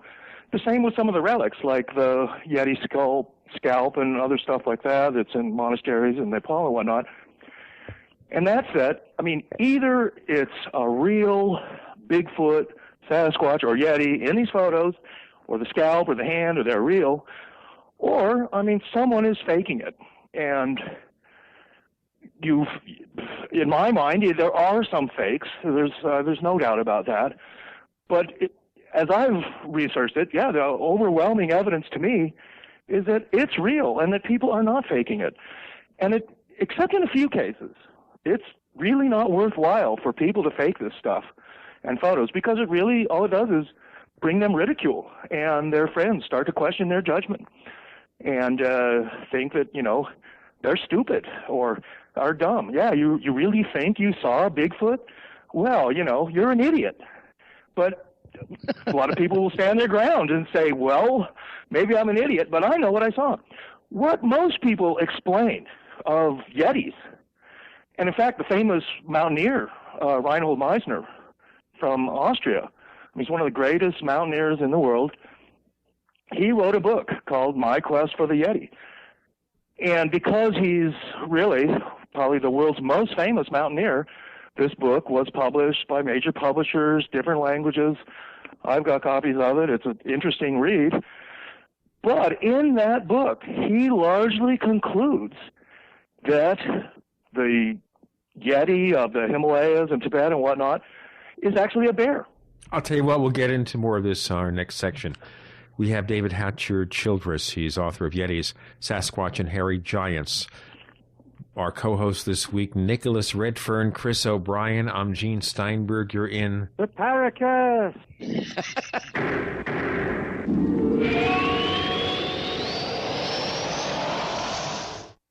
Ray Perkins, a reclusive veteran burned out from the Gulf War, lives tortured by relentless, perplexing nightmares. Nightmares of a horrific battle in deep space and of a mysterious woman suffering in agony for her devastated world. A woman not yet born, calling across centuries to him. Then, a coincidence leads him to his destiny, his chance to alter the universe. Attack of the Rockoids. The former fiction editor for Star Wars and Indiana Jones, Robert Simpson, writes, "The soul of the novel Attack of the Rockoids lies in its heart and passion for building a convincing tale of a love that spans the galaxy, a thrilling story. Attack of the Rockoids is available now.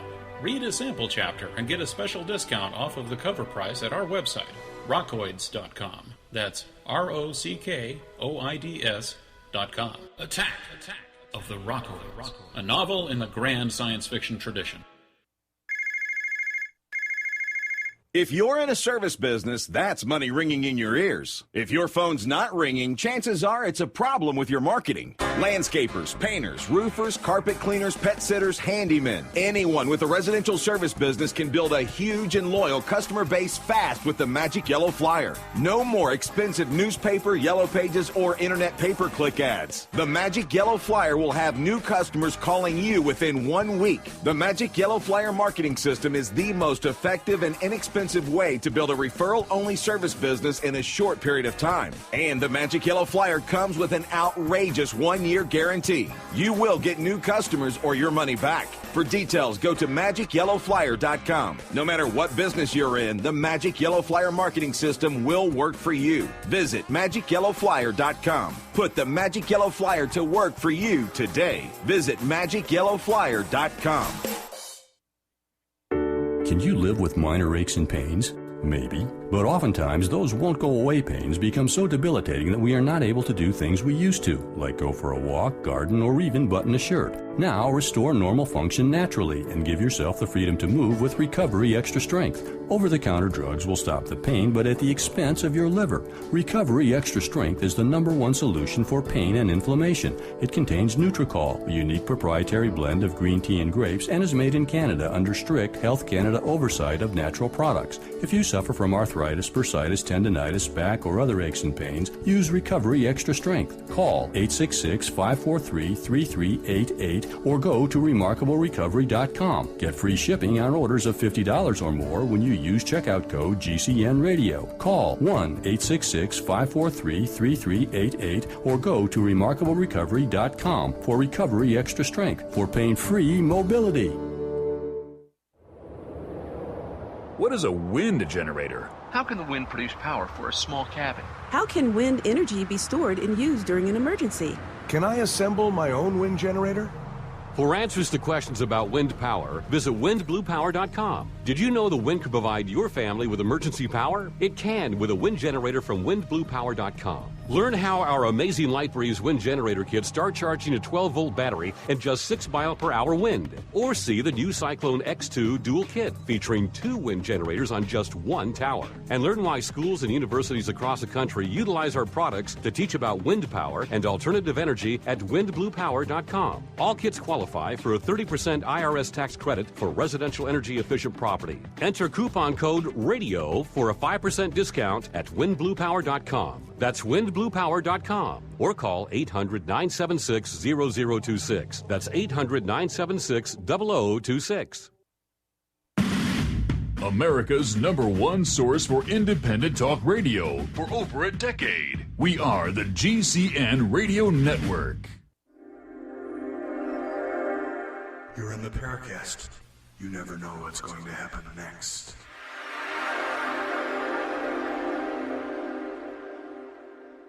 David Hatcher Childress, author of Yetis, Sasquatch, and Hairy Giants. Our co-hosts, Chris O'Brien, Nick Redfern. I'm Gene Steinberg. You're in the Paracast. I'd love to ask Nick a question or two myself. And, Nick, I've always loved your books and your 3 Men, Search of Monsters and all that. You're a man after my own heart, sort of traveling there in search of monsters and having a good time while you do it with your friends. In your encounters, and I guess you ranged across America. I mean, have you had any close encounters with Harry Aidman?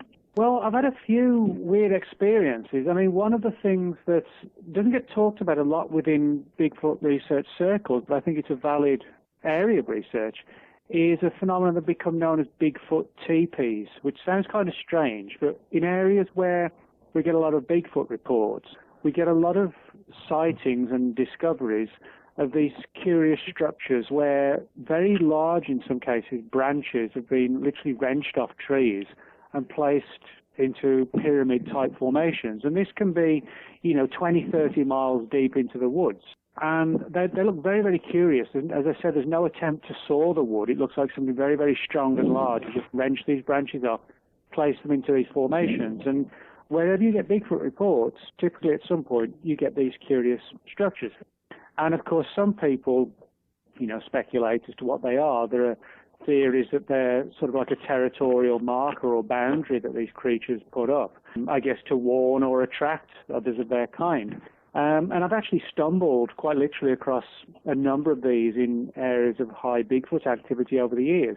And I think for me, that's, it's kind of like an eerie feeling when you come across these formations and you feel like you've almost gone from the hunter to the hunted, and you get this, I guess, sort of very weird sensation of being watched. Now, whether that's valid or not, or we just assume we're being watched, is a big question. But, I've had a number of experiences like that, and it sort of makes me realize that this is a real, even though it's a strange phenomenon, it's a very elusive one. It's a very real one as well. And I think when you actually stumble across these things yourself, then you begin to realize that it's, something's going on, and it's in our midst, and in some respects almost toying with us as well. I think that's a really good point. And from my limited experience and talking to people, there's a point where the hunter becomes the hunted in these kind of things. And as you get too close to, say, a Bigfoot nest or lair or wherever they are, or even just following them somehow along in a forest, they will warn you. And they do things like, oh boy, do they? They'll just rip a giant tree up or break, some superhuman kind of strength too. And these things are incredibly strong. And you suddenly see in front of you a tree just be snapped in half or something, and there's a big crack, and a tree falls down towards you or something. And it's frightening, and it's something's going on, and you're in thick bush and forest, but you realize that something very big, it's watching you, it knows where you are, and it doesn't want you there. And you are frightened, and you leave if you're smart. Yeah. I mean, Chris, stuff like this happened to you, hasn't it? Yeah. It's an interesting story. I'll try to make it brief, but a friend of mine and I wanted to climb around on the, up Mount Shasta in the early spring. We went up a logging road, had to dig through some drifts that had drifted over the top part of the road up near the base of the mountain. We were obviously the first people up there to, that spring. This would have been May 1979, and we encountered this real impenetrable hedge. I think it was either mountain huckleberry or some sort of madrona, super tough, resilient alpine vegetation that was in an impenetrable hedge. And of course, in many stories, one of the first things that people notice is a very foul smell. It smelled like a human skunk is the only way I could describe it. It was really noxious. And we heard this roar. Very hard to describe it, kind of a cross between a lion's roar, an elephant trumpeting, and a angry locomotive or something. It was just ear-splittingly loud. And we heard something coming through this 7-8 foot high hedge, and it was crashing through this impenetrable hedge at us. And boy, I tell you, that's probably the most frightening experience I've ever had in my life. We ran down that hill so fast, I don't even remember how we did it.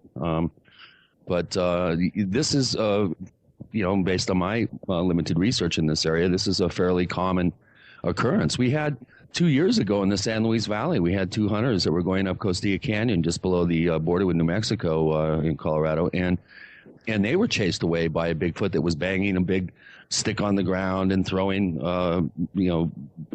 tree parts at them and chased them away from this particular area they were going up to go hunting in. And one of the things that one of our forum listeners, radio listeners and forum participants asked about is the paranormal aspect of Bigfoot. There's a very interesting story in Andrew Colvin's book, Mothman's Photographer 2, where he quotes John Keel, who had a witness that saw a Bigfoot pulling a second Bigfoot literally out of the ground without disturbing the soil, almost like they were not fully manifest or something. There's other accounts of Bigfoot seemingly disappearing in front of witnesses. There's other suggestions in some stories that they're able to somehow teleport. There's also a psychic component. Some people have encountered these creatures and felt some sort of psychic link with the creature. Do you care to comment on that? If we're dealing, I know you think that this is a real cryptozoological creature, but there is a body of anecdotal evidence that suggests that maybe something also paranormal, in that these creatures may have some sort of abilities to blink in and blink out. Well, that is a fascinating area of research when it comes to Bigfoot is like you're saying, this paranormal aspect or the interdimensional critters. There's a few stories that link UFOs with Bigfoot, and those are, I think, particularly interesting. I've not really found that those stories are so widespread. They seem to only be a few. It's something I've asked people too, particularly people who've had a number of close encounters with a Bigfoot, including farmers, especially in Illinois and other areas of the Midwest where there's certain areas like around Seneca, Illinois, where it's just known that these Bigfoot live, and people encounter them all the time. There's a Lover's Lane area there where Bigfoot would peer into the backseat of cars and things like that. It actually became a very famous story in the Chicago Tribune back in 2003. But when I've asked people, too, about, like, are they some kind of interdimensional creature? Do they have these paranormal powers? The people I've talked to have overwhelmingly told me that they're animals. They are like a gorilla, like an ape. They act like them. They throw rocks. They have to eat food. They're interested in humans, and they have such a keen sense of smell that they can smell sex. They can smell women who are menstruating, and just the flow of hormones and things like that. And that's one of the famous stories that happened at DuPont because of this Lover's Lane, is that, Bigfoot would be attracted to these cars where people were making out or having sex and wanted to see what was going on. And he could smell it. So I don't know. My own belief, and largely the way I come at it in my book, is that it's a cryptozoological thing, that there's these things are just like gorillas and orangutans and other apes. These things are they're animals, and we can get DNA. We could clone them. This was, I think, one of the interesting things of the so-called possible cover-up of some of these animals, is that the U.S. government, in theory, if they've got some dead Sasquatch or something, that they could be doing all kinds of stuff. They could clone them. They could have their own captive Sasquatch that they've created themselves. And along those lines, you could perhaps maybe this is where the paranormal aspect comes in, where you have some kind of genetically engineered Sasquatch or something, but they've been trained actually by the military. I mean, it all sounds so fantastic. And I'll tell you what, we have to go to the next section to pursue this. David Hatcher Childress joining us. We're talking about Yetis, Sasquatch, and hairy giants. And it sounds like government intervention, too. Our co-hosts this week, Chris O'Brien and Nick Redfern. I'm Gene Steinberg. You're in the Paracast.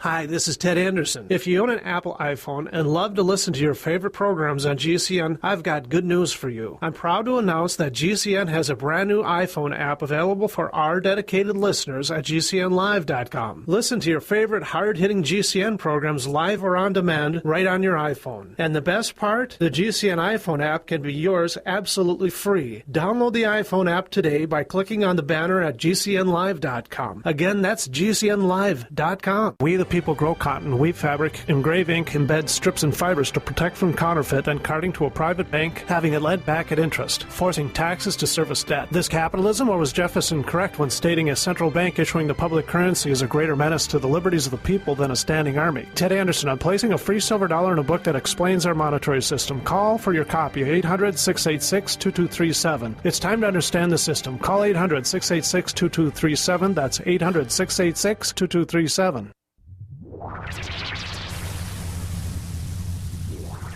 Welcome back to the Paracast, the gold standard of paranormal radio. And now, here's Gene Steinberg.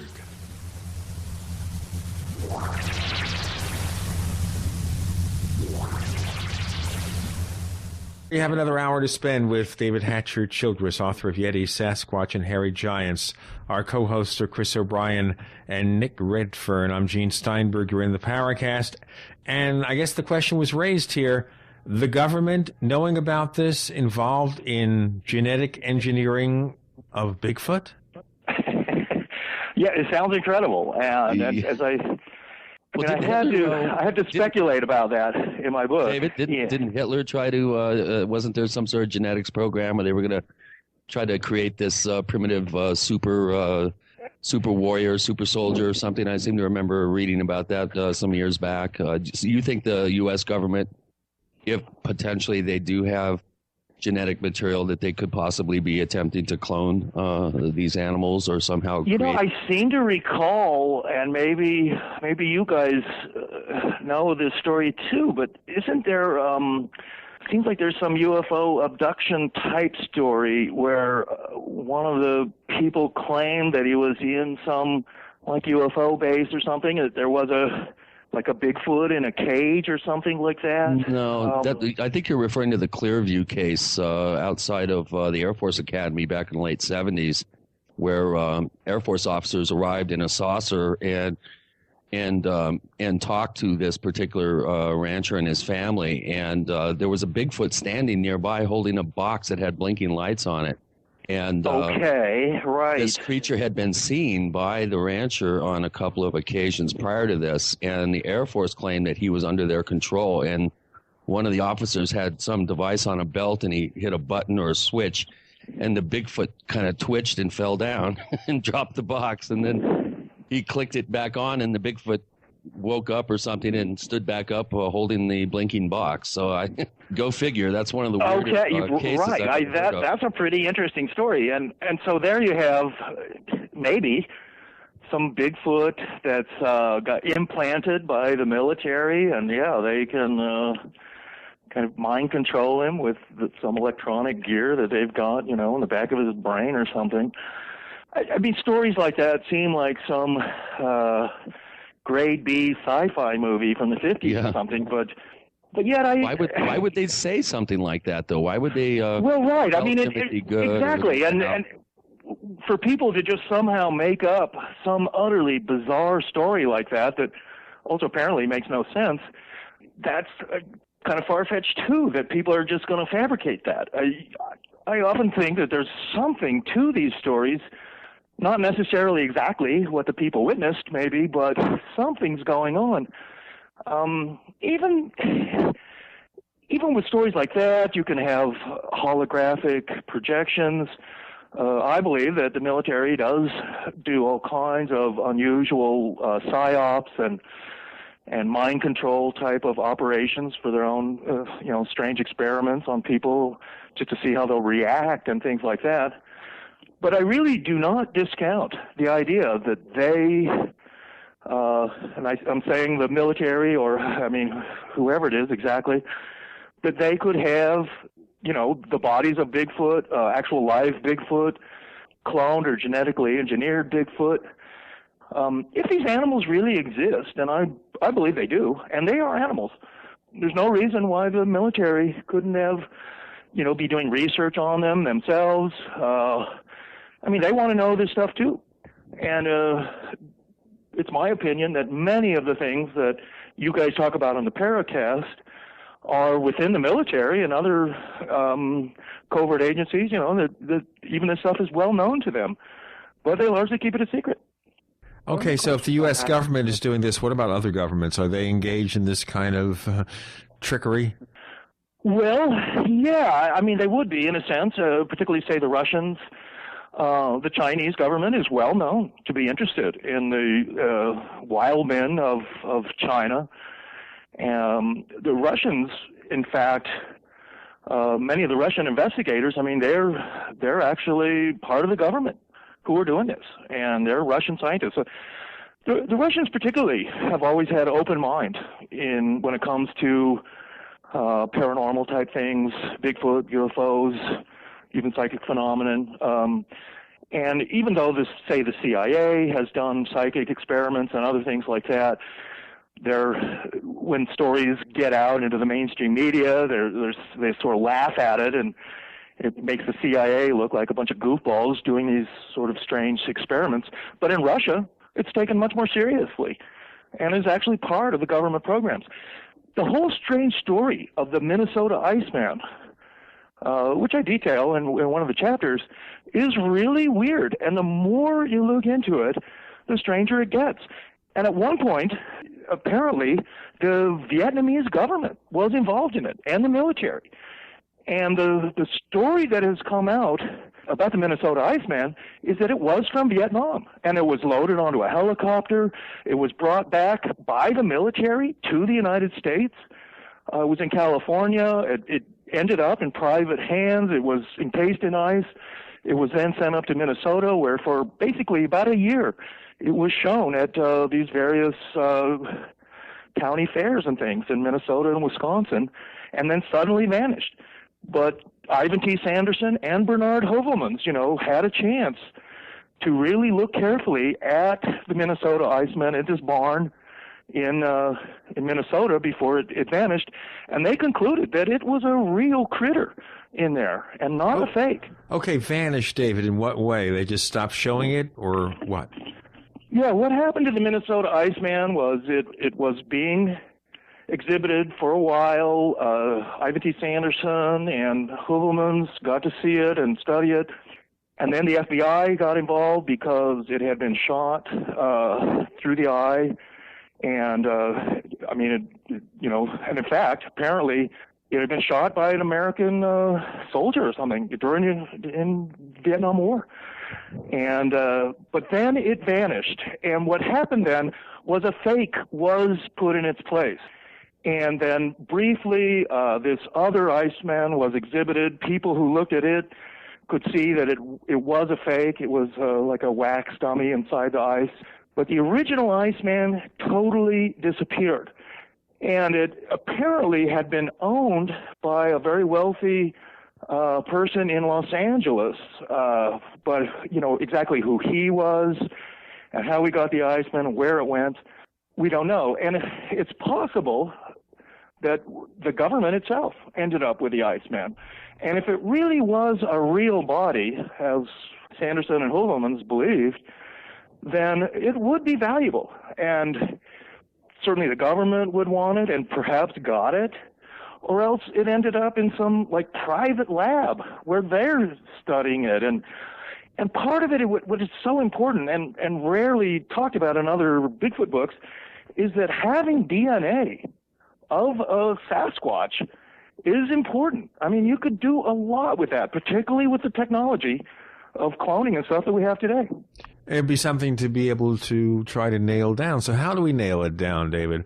I mean, we have the story where this disappeared and was replaced by a fake before the exhibit was withdrawn. We have all these reports about the government involvement. How do we nail it down and prove any of this stuff? Well, make a good FOIA request. I think people naturally want proof and good proof, and I'm like that too. Photographs of Bigfoot are good, and that's kind of the main thing we have now, and stories. Getting actual hair and blood samples of some of these critters, whether it's in Bhutan or Sumatra or California or whatever, I mean, that's what we need. When you look at Roger Patterson's famous Bluff Creek movie footage, and that is perhaps, the best known evidence really of Bigfoot that we have. And that's a female too, who's walking there. And that's been studied over and over again. There's whole books just about that movie footage. And I'll tell you, we'll get into that in more detail in a moment. We have David Hatcher Childress, author of Yetis, Sasquatch, and Hairy Giants. The co-hosts are Chris O'Brien and Nick Redfern. I'm Gene Steinberg. You're in the Paracast. The Paracast.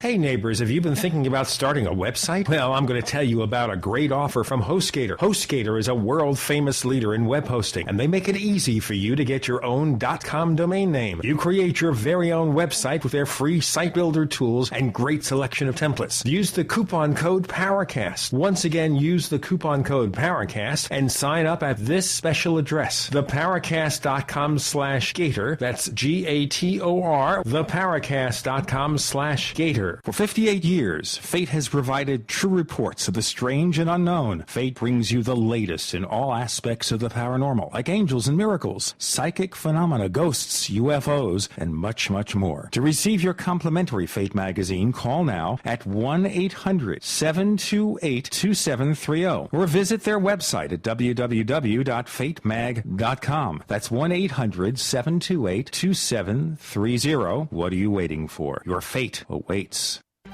Gold isn't for you? Ted Anderson, president of Midas Resources, one of the world's premier gold and precious metal investing firms. I get it. You wouldn't buy gold if you believed that the government is doing a great job, that the Fed will stop handing out trillions of dollars like bailout candy, that Social Security would be there for you. That's not what's happening. You might even pass on gold if the stimulus package wouldn't fuel inflation, or that the dollar wouldn't lose value, or that your retirement would be secure. If all looks rosy to you, then now is not the time to buy gold. For the realist, there have never been more sobering reasons to diversify with gold. Since 2001, the U.S. dollar index has tanked 30% while gold has risen 300%. Right now, savvy investors are adding gold to their portfolios. You should too. Find out what they know. Call us and I'll send you 10 reasons why gold will do very well, free. 800-686-2237. 800-686-2237.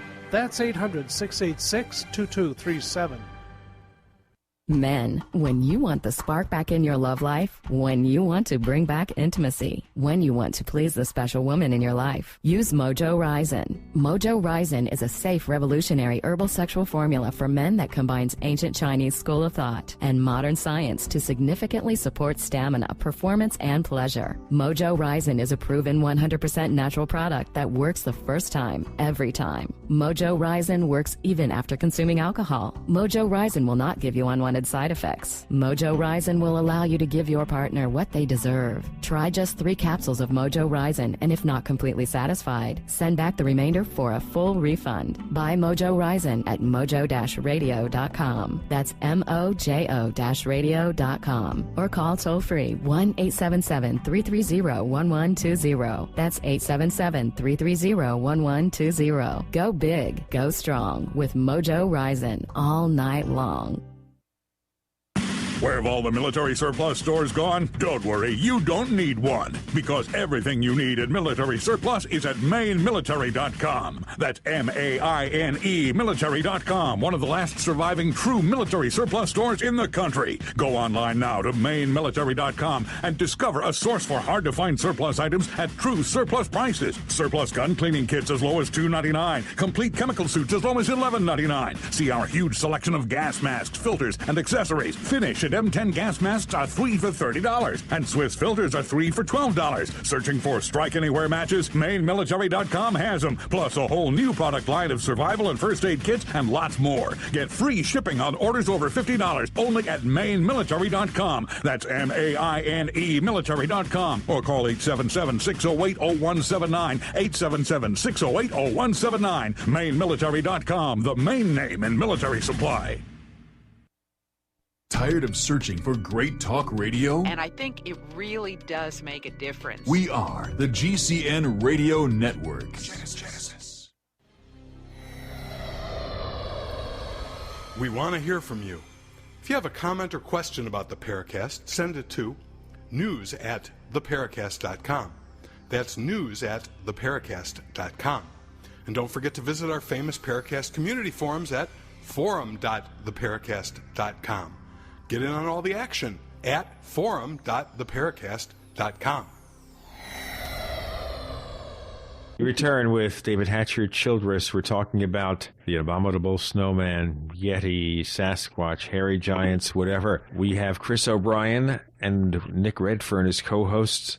I'm Gene Steinberg. You're in the Paracast. So maybe now, because we are getting towards the last 3 segments of the show, Chris, you've accumulated some questions from the Paracast forums. You asked one of them, and maybe we could pepper David with more questions from the forums. Go ahead, please.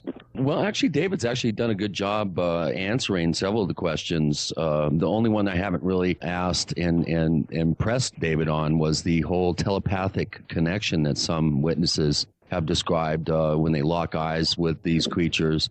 I think, what's his name? Kawani, Jack Sapardis. He wrote a book, The Psychic Sasquatch. I'm probably butchering his name.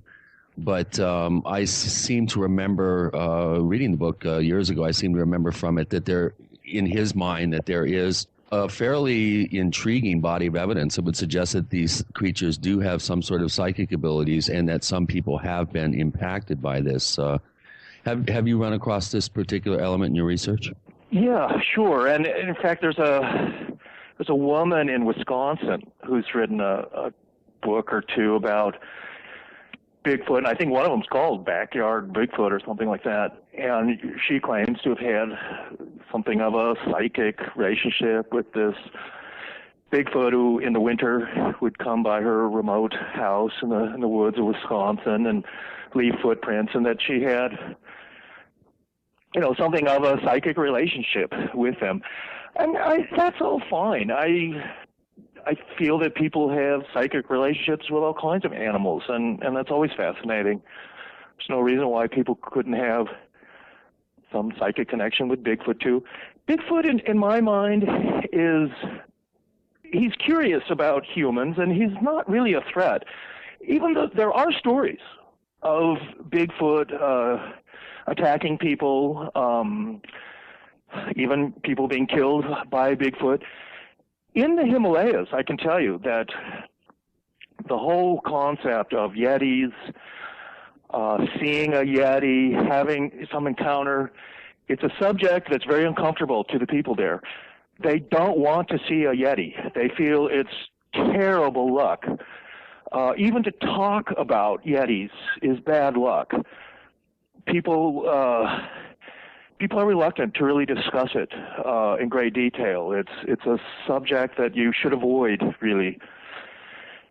And if you've seen a Yeti and encountered one, they believe it means you're going to die.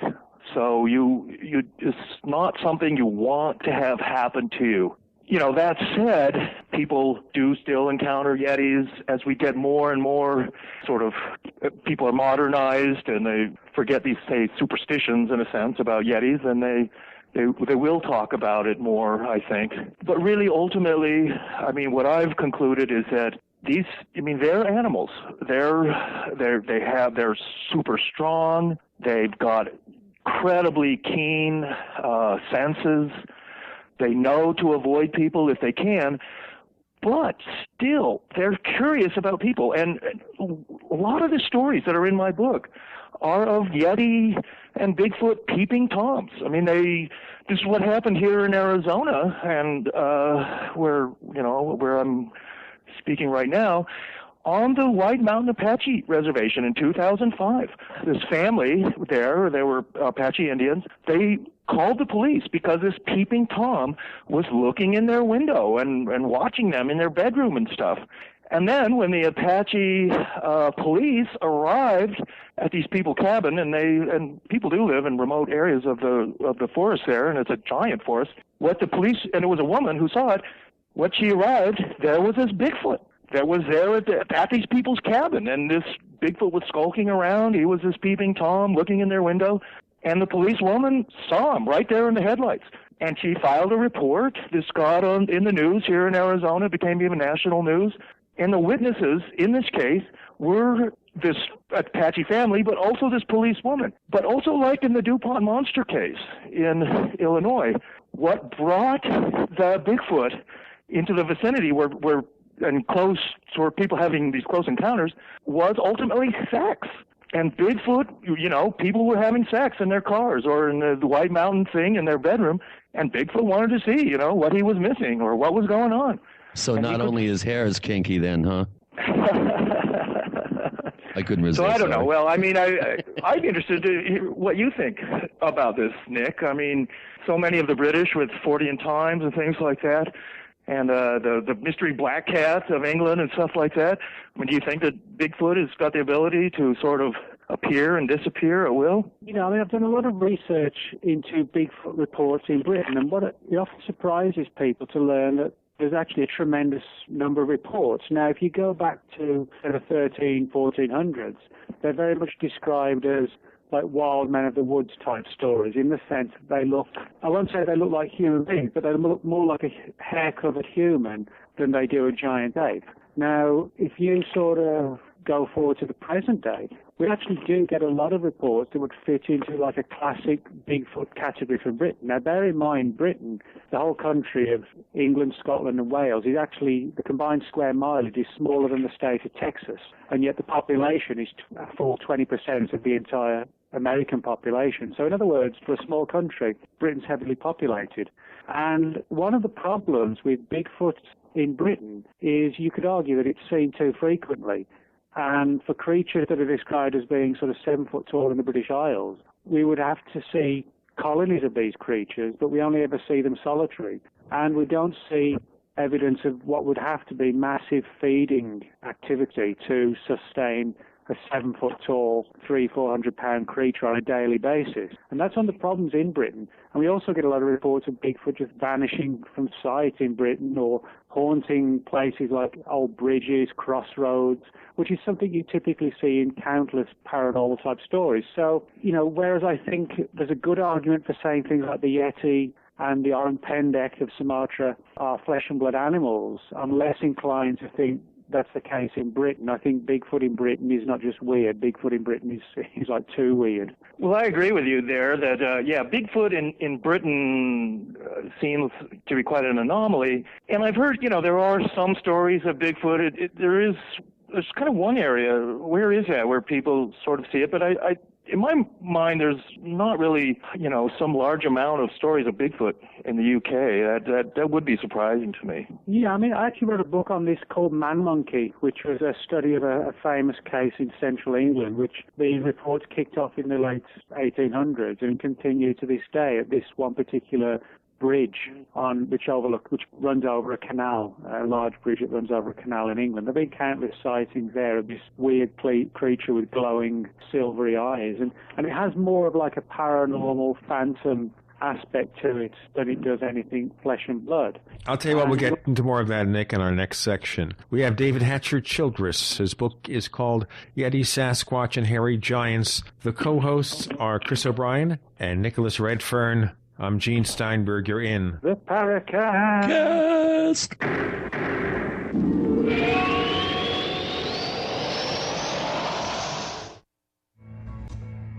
Is there a secret UFO agenda? Do strange creatures from the darkest corners of the mind roam the earth? Is there evidence for mind control, time travel, or devious government conspiracies? Find out the inside scoop on the latest conspiracies, paranormal activity, and Fortean phenomena when you subscribe to Tim Beckley's Conspiracy Journal. It's jam-packed with stories, special book and DVD promotions, and the best news, it's absolutely free, sent right to your mailbox. Plus, a bonus free email newsletter sent out every Friday. Simply send an email with your name and address to Mr. UFO at webtv.net. That's Mr. UFO at webtv.net.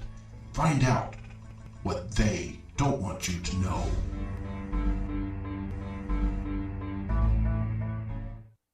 When you hear the words water purification, what comes to mind? If it's Berkey Water Purification Systems, this message is for you. Did you know that over 60% of municipal water contains fluoride at less than 2 cents per gallon? Berkey water filters purify treated and untreated water, remove dangerous chlorine, fluoride, and contaminants from municipal water. These filters are powerful enough to purify stagnant pond water, making them perfect for rainwater collection systems. From the smallest to the largest systems, BigBerkeyWaterFilters.com has what you need. With your system purchase, you'll receive a shower filter, a fluoride filter, or 2 sport Berkey bottles absolutely free. BigBerkeyWaterFilters.com would like to offer GCN listeners 5% off all ceramic filter systems and ship all orders over $50 free of charge. Visit BigBerkeyWaterFilters.com. That's BigBerkeyWaterFilters.com. Or call 1-877-99-BERKEY. That's 1-877-99-BERKEY today. If you owe money to the IRS, you can't make the problem go away by yourself. But with the help of Dan Pilla, you can get your problem solved once and for all. Hi, I'm Dan Pilla. For 30 years, I've helped thousands of people solve their tax debt problem, and I can help you solve yours too. We take a very simple but proven 3-step approach to solving your problem. First, we stabilize IRS collection actions so you don't have to worry about the IRS seizing your bank account or paycheck. Next, we build a comprehensive plan to get your tax debt reduced to the fullest extent possible, sometimes even completely eliminated. And finally, we work with you every step of the way to get your problem solved once and for all. Call us for a free consultation. Call 1-800-346-6829. We'll work together to get your problem solved, guaranteed. Dan Pilla has been protecting taxpayers from the IRS for 3 decades, and he can help you too. Call us today at 800-346-6829. That's 800-34-NO-TAX. There are many types of storable foods, but how about a superfood that contains every nutrient that the human body needs for survival? 50% protein, 300 milligrams of potassium per ounce, and calcium and magnesium for your heart and bones, with many more nutrients found in this incredible food source that the government does not want you to have. This product is available in powder, seeds, and oil, and is shipped free to your door in the U.S. This product is illegal to grow in the U.S., but is legal to import. Don't waste time thinking about storing food. Plan ahead and prepare for yourself and your family now, and be in control of your destiny. You can save and invest your money, but in the end, food will be your greatest asset. Remember what the Word of God says in Ezekiel 7:19. Call 908-691-2608 and see what the powder, seeds, and oil can do for you. Remember, food will be your greatest asset. Call 908-691-2608. This product does not contain THC. Call 908-691-2608 today. Bringing you the best in alternative talk radio for over 10 years. GCN. Great talk radio starts here.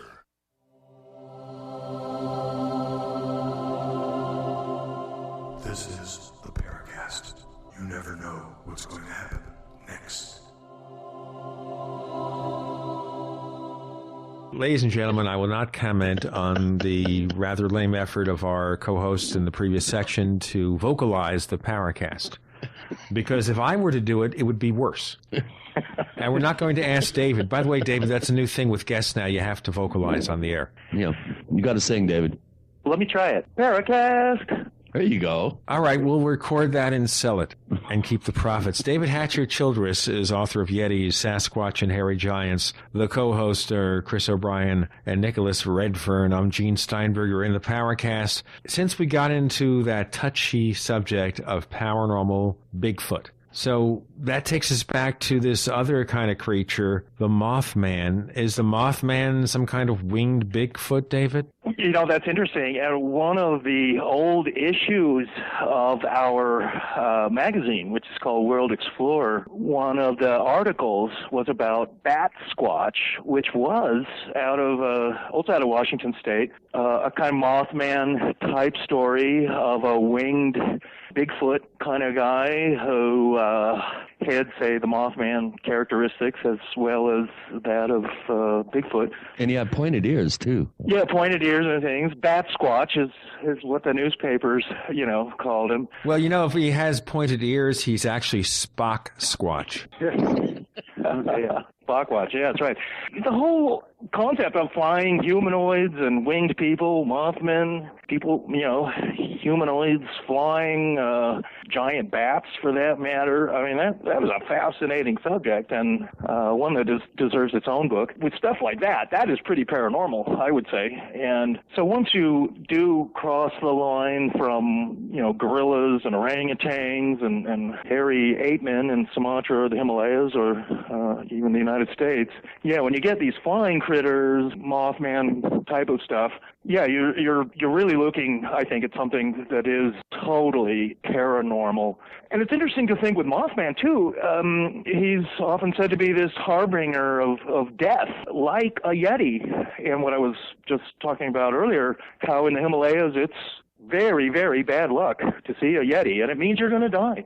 And that's kind of the same thing with Mothman, too, that, you see Mothman and something bad's going to happen to you kind of thing. So, and a lot of people think that with other things, black cats, crossing your path, maybe something strange peering in your window at night, and it's a bad omen, shall we say. Nick, what is your point of view about all this? You were briefly telling us about that particular case with the creature with the glowing eyes in the UK. My personal opinion, having sort of investigated all these weird creatures over the years, I think two things are going on.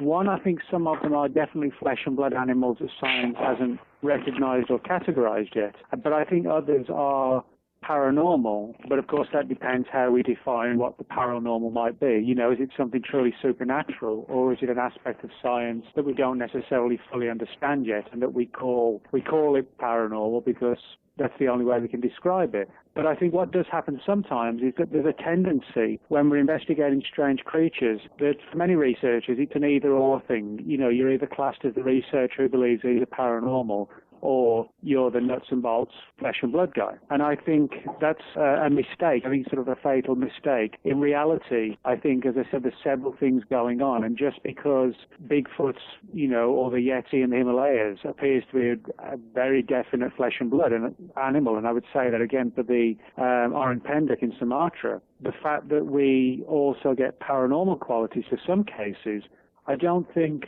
destroys the scenario or the other scenario. What I actually suspect it does is suggest to us that there's several things going on. And as researchers, we should treat them as separate things, not try and force feed them, if you like, into one category and leave out the bits of the stories that we don't like or whatever, which some researchers unfortunately do. Isn't that, of course, part of the problem in trying to nail this down, which is, of course, one of the difficult things, and certainly people who are skeptical about the possibility of a Bigfoot or this hairy creature, whether it's paranormal or physical or there's a combination of both, is performing the kinds of investigations we need to take it out of anecdotal evidence and bring it into mainstream science. So whoever wants to pick up this, okay, how do we get mainstream science to take any of this seriously? I don't know. Someone's got to get a 30-06 and bring one down, I think, and have the whole post-mortem process documented. One thing I would suggest to people who are thinking about going out and renting a gorilla costume and running around the woods where they know there's trail cams,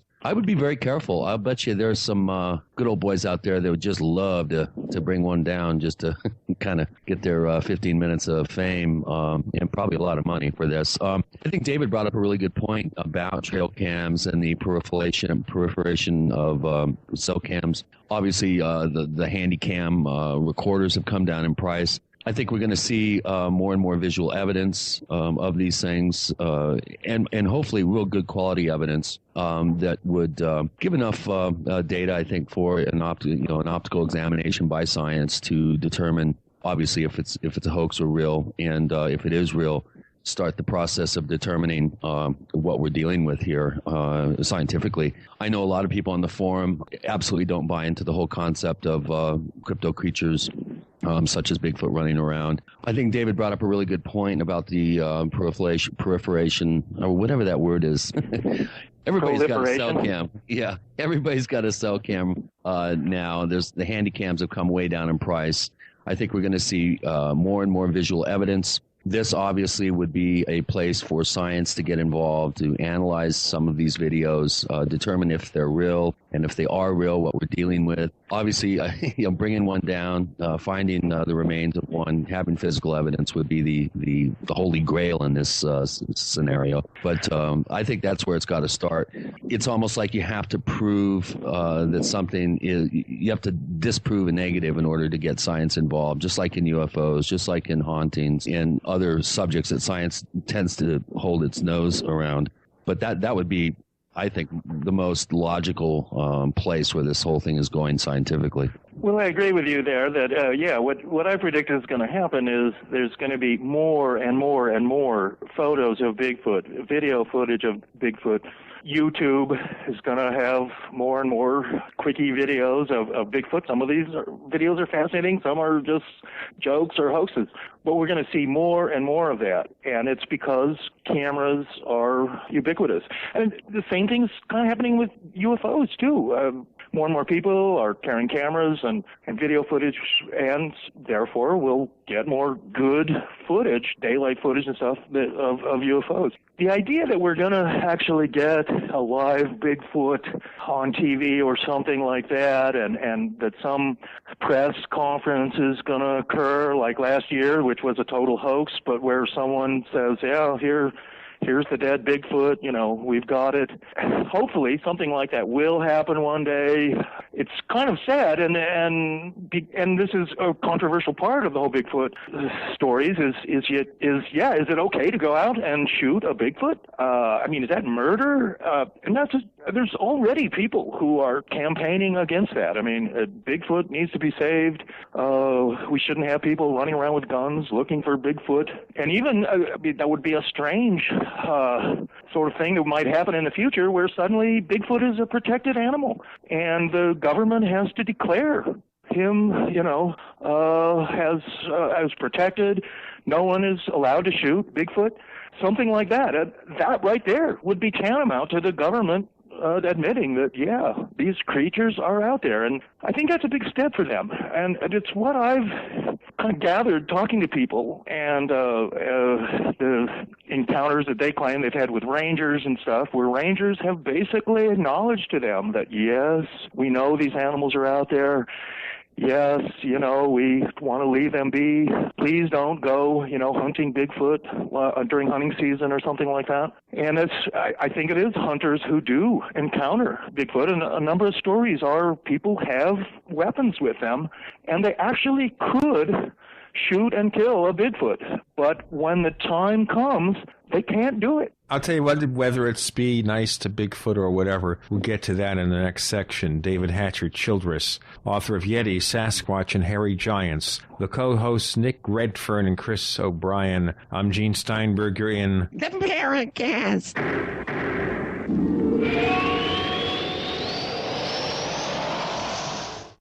Are you ready to order the official Paracast t-shirt? You asked, we answered. We're now taking orders for the official Paracast t-shirt. It comes in white, 100% cotton. The front of it features the same logo that we have on our community forums. On the back it says, separating signal from noise. To order the official Paracast t-shirt, here's all you have to do. Visit our new online store at store.theparacast.com. One more time, that's store.theparacast.com. You can use a major credit card to place your order for the official Paracast t-shirt. Hey neighbors, we have one more thing to talk about, and that's more merchandise at the official Paracast store. We have hats, we have jackets, we even have a flip video camcorder customized with the Paracast logo at the official Paracast store. It's all now available at the official Paracast store, store.theparacast.com.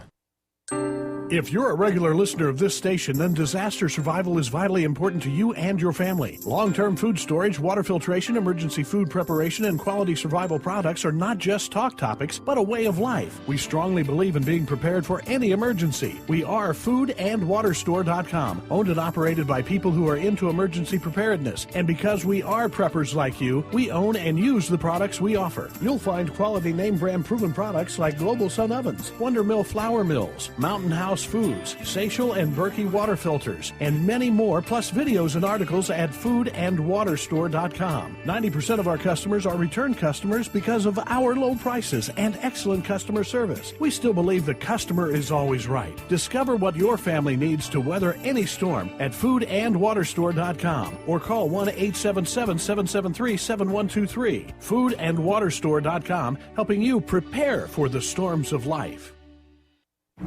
We all know that Berkey Water Purification Systems are the most trusted name in water filtration. As an authorized Berkey dealer for over 5 years and serving thousands of satisfied customers, the Berkey Guy offers amazing specials for Berkey Water Filtration Systems. The Berkey Light Systems include a set of self-sterilizing and recleanable black purification elements that purify water by removing chlorine, pathogenic bacteria, cysts, and parasites to non-detectable levels and remove harmful chemicals such as herbicides and pesticides. Order the Berkey Light System today, complete with 2 black Berkey elements for only $209, and the Berkey Guy will include 3 Sport Berkey water bottles and ship everything to you free of charge. That's right, 3 Sport Berkey water bottles and free shipping. An $87 value, yours free. Call the Berkey Guy at 1-877-886-3653. That's 1-877-886-3653. Or order online at goberkey.com. That's goberkey.com today.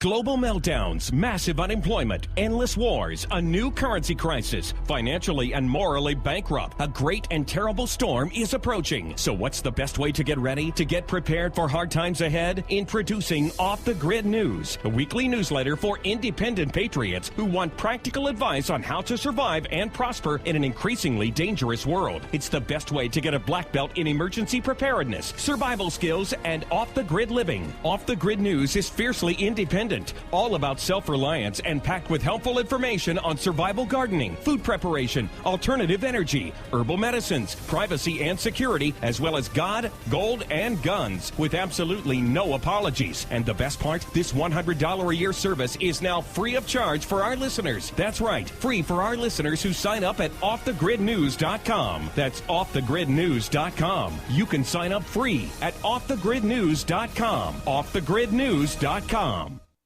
Tired of searching for great talk radio? Search no more. It's good stuff. We are the GCN Radio Network. Genesis.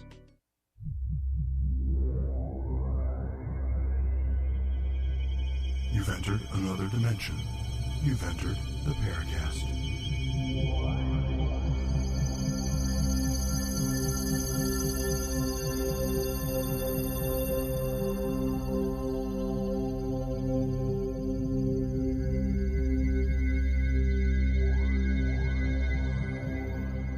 Hey there, if you want to join the Paracast team as a sales or marketing specialist, send your resume to sales@theparacast.com. That's sales@theparacast.com. Ladies and gentlemen, I think in a future segment of the Paracast, we will have one episode where everybody says the Paracast and you will vote for the winner. The worst or the But best. this is not the episode. We have David Hatcher, Childress for one more session. Yetis, Sasquatch, and Hairy Giants is the book. Co-host to Chris O'Brien, Nick Redfern, I'm Gene Steinberg. You're in the Paracast. Okay, so do we regard, therefore, David, as these creatures as being endangered species? Is that a reason why maybe forest rangers, etc., would say, you know, don't go there because they want to protect this? What's the story? Right. I mean, I've kind of come to the conclusion that within the ranger community, there is something of an unwritten code of not hunting Bigfoot, not disturbing him, leaving him alone, giving him his territory, letting him, you know, do his thing. And the idea that Bigfoot hunters are out there with guns trying to kill Bigfoot, they don't like that idea. It really does come down to this crux of the matter. Is Bigfoot some type of humanoid? Is he really more human than animal? Or, you know, is shooting a Bigfoot, you know, the same as shooting a chimpanzee or some other ape? And part of the problem here is that Bigfoot is very human. He is like a missing link, really. And it's interesting too that except for the Gigantopus fossils that have been found in China, and they know that this giant ape did live once, and perhaps he is the Yeti and the Almas of Mongolia. But yeah, where is that missing link fossil? Well, one of the things is, and we were talking about this earlier, about why don't people just find Bigfoot dead on the trail or something? And it's the same reason why you don't see a dead bear on the trail while you're hiking. And things don't become fossils. If a bear suddenly dies of old age in the wood, he's not going to become a fossil. If you shoot a deer and just leave him in the woods, he won't become a fossil either. So the idea that Bigfoot is out there and that he is some kind of missing link that between humans and the apes. Yeah, I mean, he can be there without us really finding a fossil record necessarily, because fossils are largely created through cataclysms and anomalies. Things, whether they're dinosaurs or whatever, they have to be buried under tons of gravel and ash and in an airless environment, and then they create fossils. That's not what happens to most animals when they die. Is there possibly, because they are more intelligent creatures, a Bigfoot burial ground?